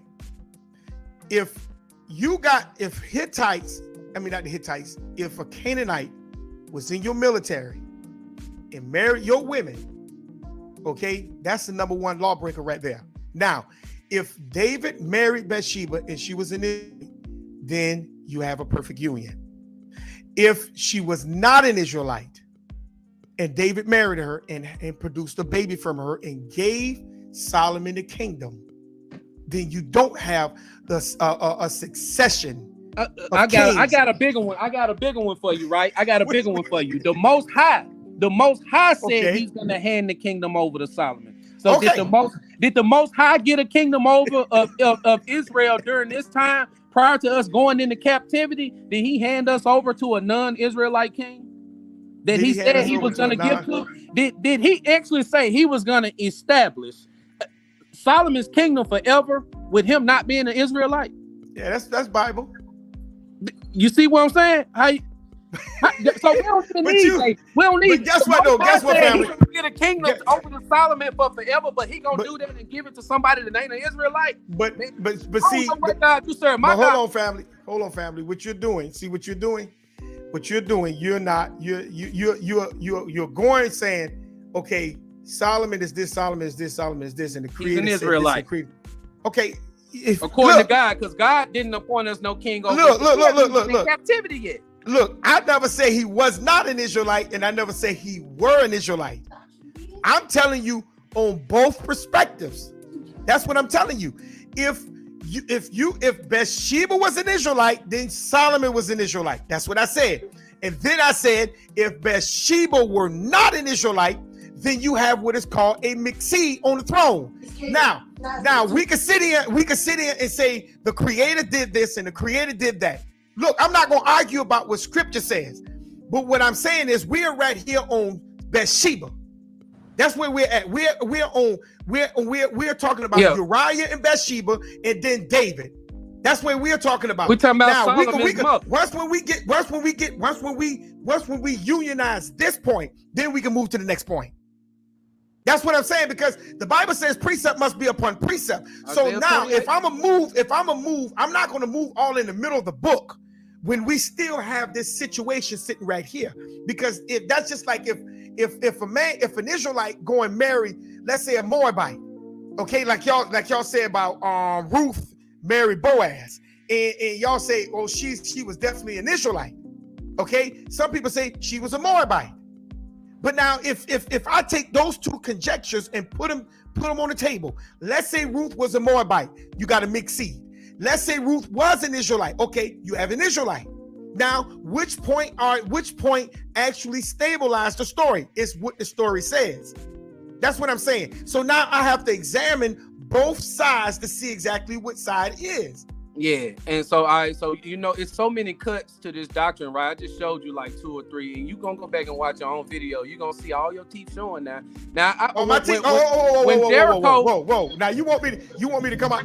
I'm really trying to stay in the bag. So you really want me to come out the bag? I'm finna go to what's old girl come out of Jericho? You said my teeth are showing. Yeah, you got a nice smile, brother. You do, brother. You really do. Okay, all right. I'm listening. Go ahead, fam. Hey, you brush them things every day. You like showing them. Ain't nothing wrong with that, bro.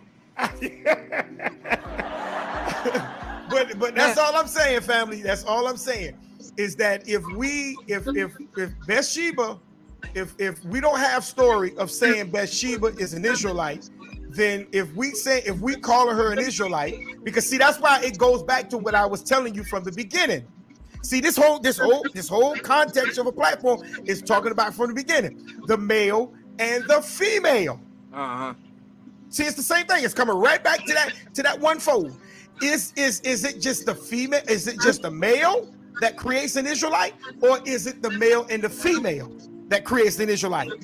Well, see, that's why I used the example of Solomon and Bathsheba, right? Because in order for Solomon to be an Israelite according to your doctrine, then his mother would have to be. That's why I wanted to know, what do you think Solomon is and his kids after him? Okay. Let's put that on the record. And then the Most High said, we have part 2. Imagine the Most High telling us, "Oh, I'm gonna give the kingdom over to this mamzer for forever, if he don't commit iniquity." And then this is after he gave us the law: don't appoint a king over you that's not your brother. Okay, that's true, but you have to remember, Israel was wicked, and that's one thing you can't take from Israel. But the Most High wouldn't. The Most High not gonna break his own laws. He said, the Most High not wicked, so he's not gonna break that law. He gonna keep the law while he's conducting prophecy when he deals with Israel. Okay, and let's put that on the table, and when we do part 2, let's go in. Okay. That's I'm a deal. gonna hit you with Rahab off the rip, so we'll say Rahab for part 2. She definitely joined the camp. You gonna hit me with Rahab, brother? Yeah. Okay. Cause they let her make it, man. They did. You gonna have to deal with Gershom too. You ask me who appointed him. I say his daddy appointed him to the priesthood. Without Moses, you don't even have. Well, I'm gonna say without Levi, you don't have Levi, but you got big Levi, brother Mashah, brother Thron, brother Moses, right? And you ask me who appointed him to the priesthood when Moses is the man on the mount with a burnt face. Brother got to mute his mic because he right there by you. Yeah. I can hear him. Yeah. So like, I mean, I thought that was a rhetorical question to ask me who appointed Moses' son to the priesthood. You think Moses would allow another nation to appoint his son to the Levitical priesthood? Well, like I say, he gave the law. Yeah, he gave the law. He did, but like I say, you're gonna have some questions to answer on part 2, brother. That's cool. I'm gonna answer them when you give me mine. Oh, what's your questions, Bob? Let's save it for the next time, brother. I got. Hold on. I just want to make sure. What's your questions? Your questions is Bathsheba? No. Well, I'm making a declaratory statement on Bathsheba. She's an Israelite because Solomon is, according to your doctrine. You see what I'm saying? But I'm not saying that she had to be. And even if she was an Israelite or not, the only reason why I made that analogy is because according to your doctrine, she would have had to be for Solomon to be an Israelite, right? According to your doctrine, can you be a Levitical priest without an Israelite mother? According to you. You couldn't even be an Israelite unless you was of what's his name is Aaron. Well, you gotta put what that's like saying Moses wasn't an Israelite. Moses don't come from Aaron. Moses and Aaron are brothers. Right, and Moses' mother took care of him in Pharaoh's kingdom. Yeah, and Moses' mother ain't even an Israelite. So is Moses an Israelite? Well, what was his mother? Oh no, Moses was. He had 2 Levi parents. Shalakia for that. Forgive me. Yeah. Definitely, because his mother even nursed him. Shalakia. I ran off with that one right there. But you got to get rid of. So now you're removing Gershom from the priesthood. So you need to get that out of Chrome. Look, no. Look, like I told you, I'm not removing anyone from anything. Because you do know that Gershom's mother is Jethro's daughter. From Midian. Yes. Jethro. Right. And Moses appointed him to the priesthood. So I'm trying to see, how do you get rid of that? So Moses broke the law? Talking about for him I only saw Moses transgress one time. For him appointing his father-in-law? Yeah, that's what I'm saying. So no, he appointed his son to the priesthood. He can't do that unless it's lawful. The scriptures only record one transgression of Moses, only one. Okay. So now, did Moses commit 2 transgressions? Because he put his son up there with the Levites. That's my question that I won't answer. Did Moses transgress more than once? Was Moses a Levi? No, Moses was a Levi. I don't think nobody questions that. But when he appointed his son to the Levitical priesthood, right? Did he break the law? I'm gonna put it like this. I got 7. My mom had 7 children, and my sister's the youngest. Okay, so that means we have 6 brothers. I have 5 brothers. 5.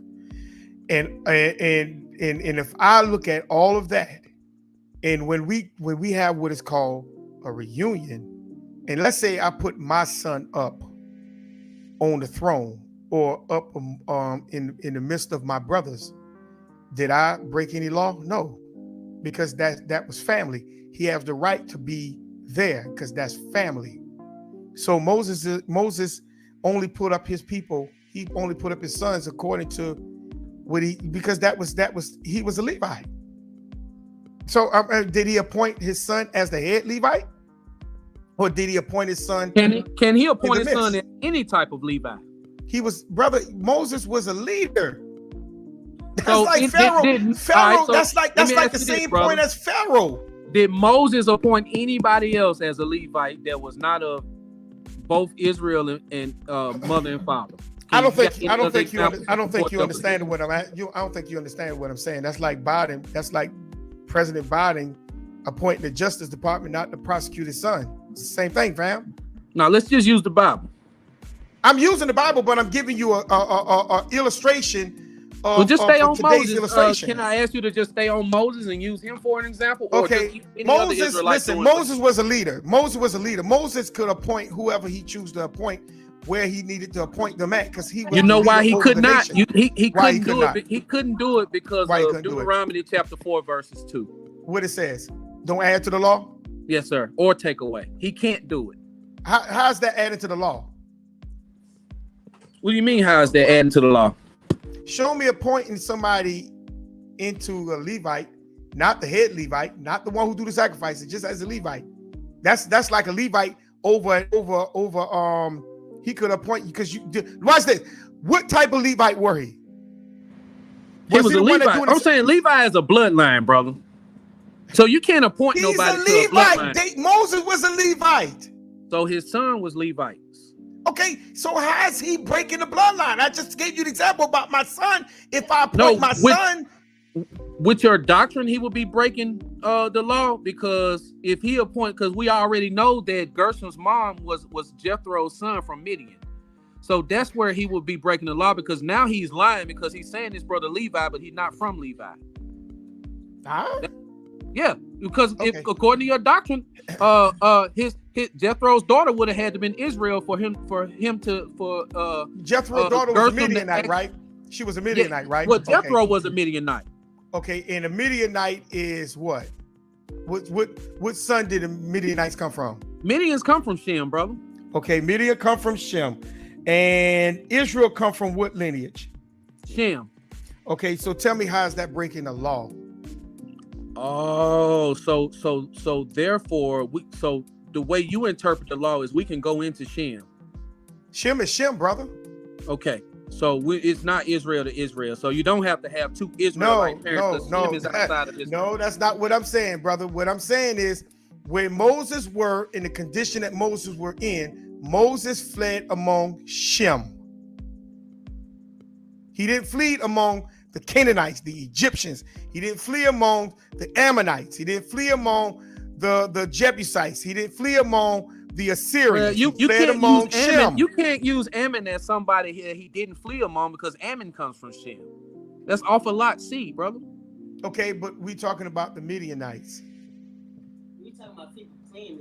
It's all good, brother. I'm gonna catch, but let's do a part 2. and we'll just do a separate offline thing, and we won't go live on the European history. And let's just do a part 2 on this right here, and we'll pick up where we left off. Yeah, of course. Just let me know. All right, brother. Shalom. Hey, shalom, family. We thank you for joining us. So, family, now you have it. There you have it. We have the what you call it? The point in the lines drawn. We have to really understand what takes place in this Bible.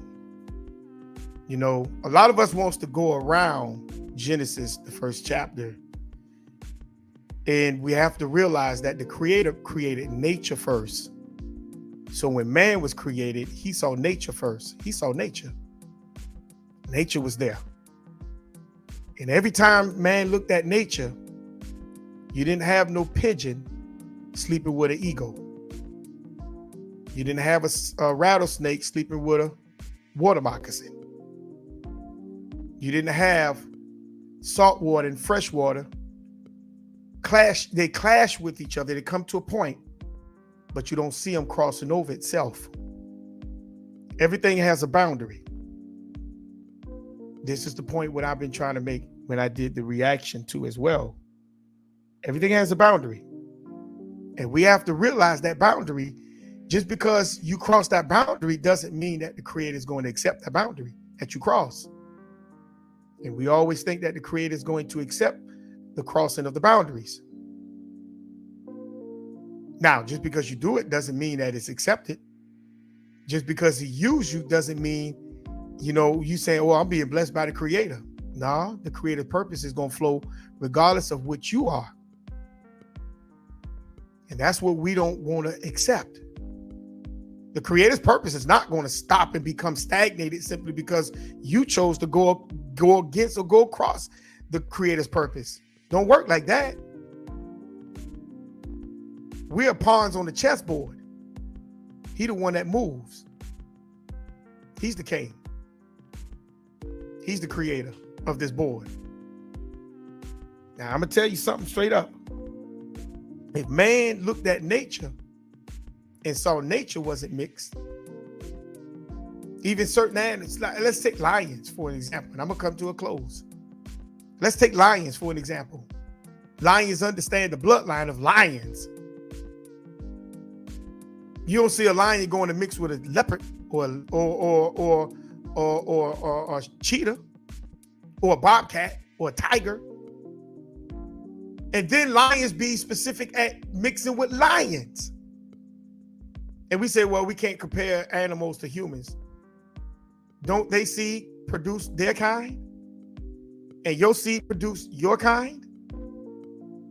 And all I got to say is, and I'm going to come to a close. If he made a woman for you, and a woman for the pale man, and a woman for the Asian man, and a woman for the African man, and a woman for the Arab man, each man, male, has his own female. I don't care whatever you call it, tribes, clan, group, community, it doesn't matter.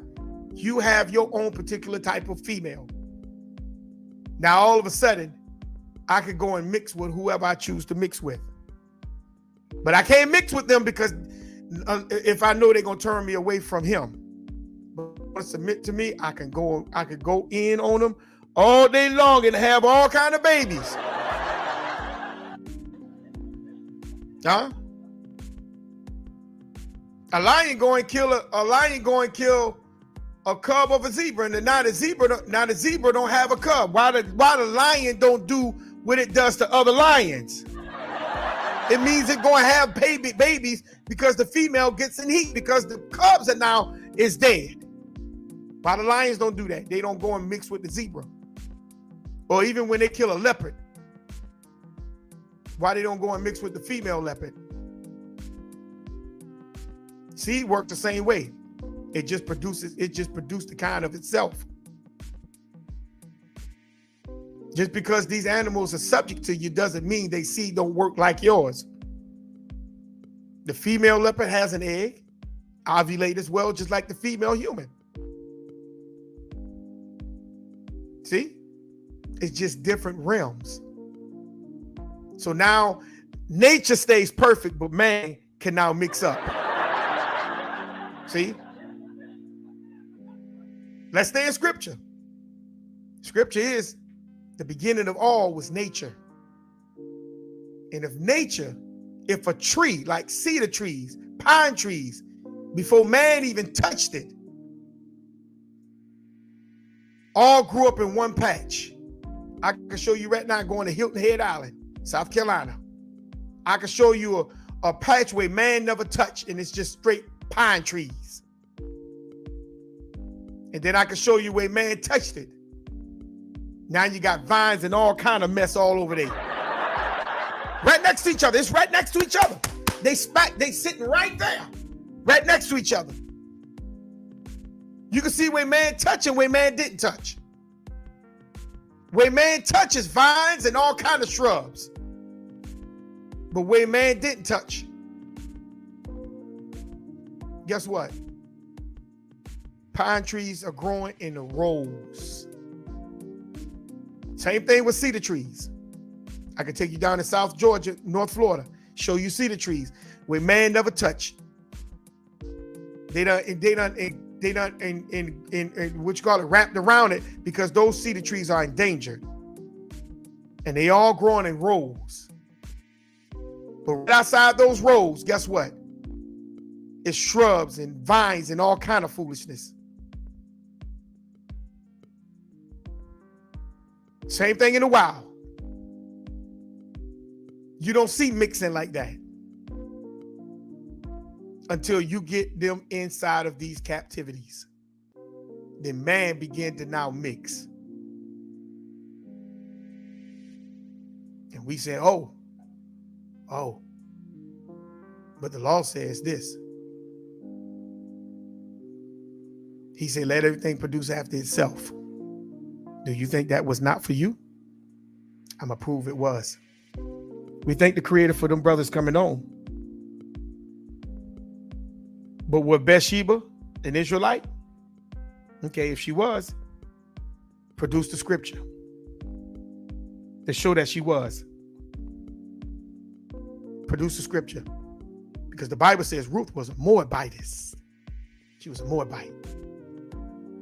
The scriptures produce who Ruth was, but the scripture never produced who Bathsheba was. And now we saying the Creator said he blessed Solomon. This way it's going to get real interesting. That's why I say I'm just sitting back. I'm just chilling. We're going to wait for part 2. Part 2 going to be real interesting, family. And it's all in love. I have respect for them brothers for coming on. This is Moreh Yaakov and ITFTR Network. This is where the truth starts and the lie ends. So we thank the Creator for them brothers coming on. And all praises to the Creator. We'll see you on the next Shabbat in the Creator's will. Shalom.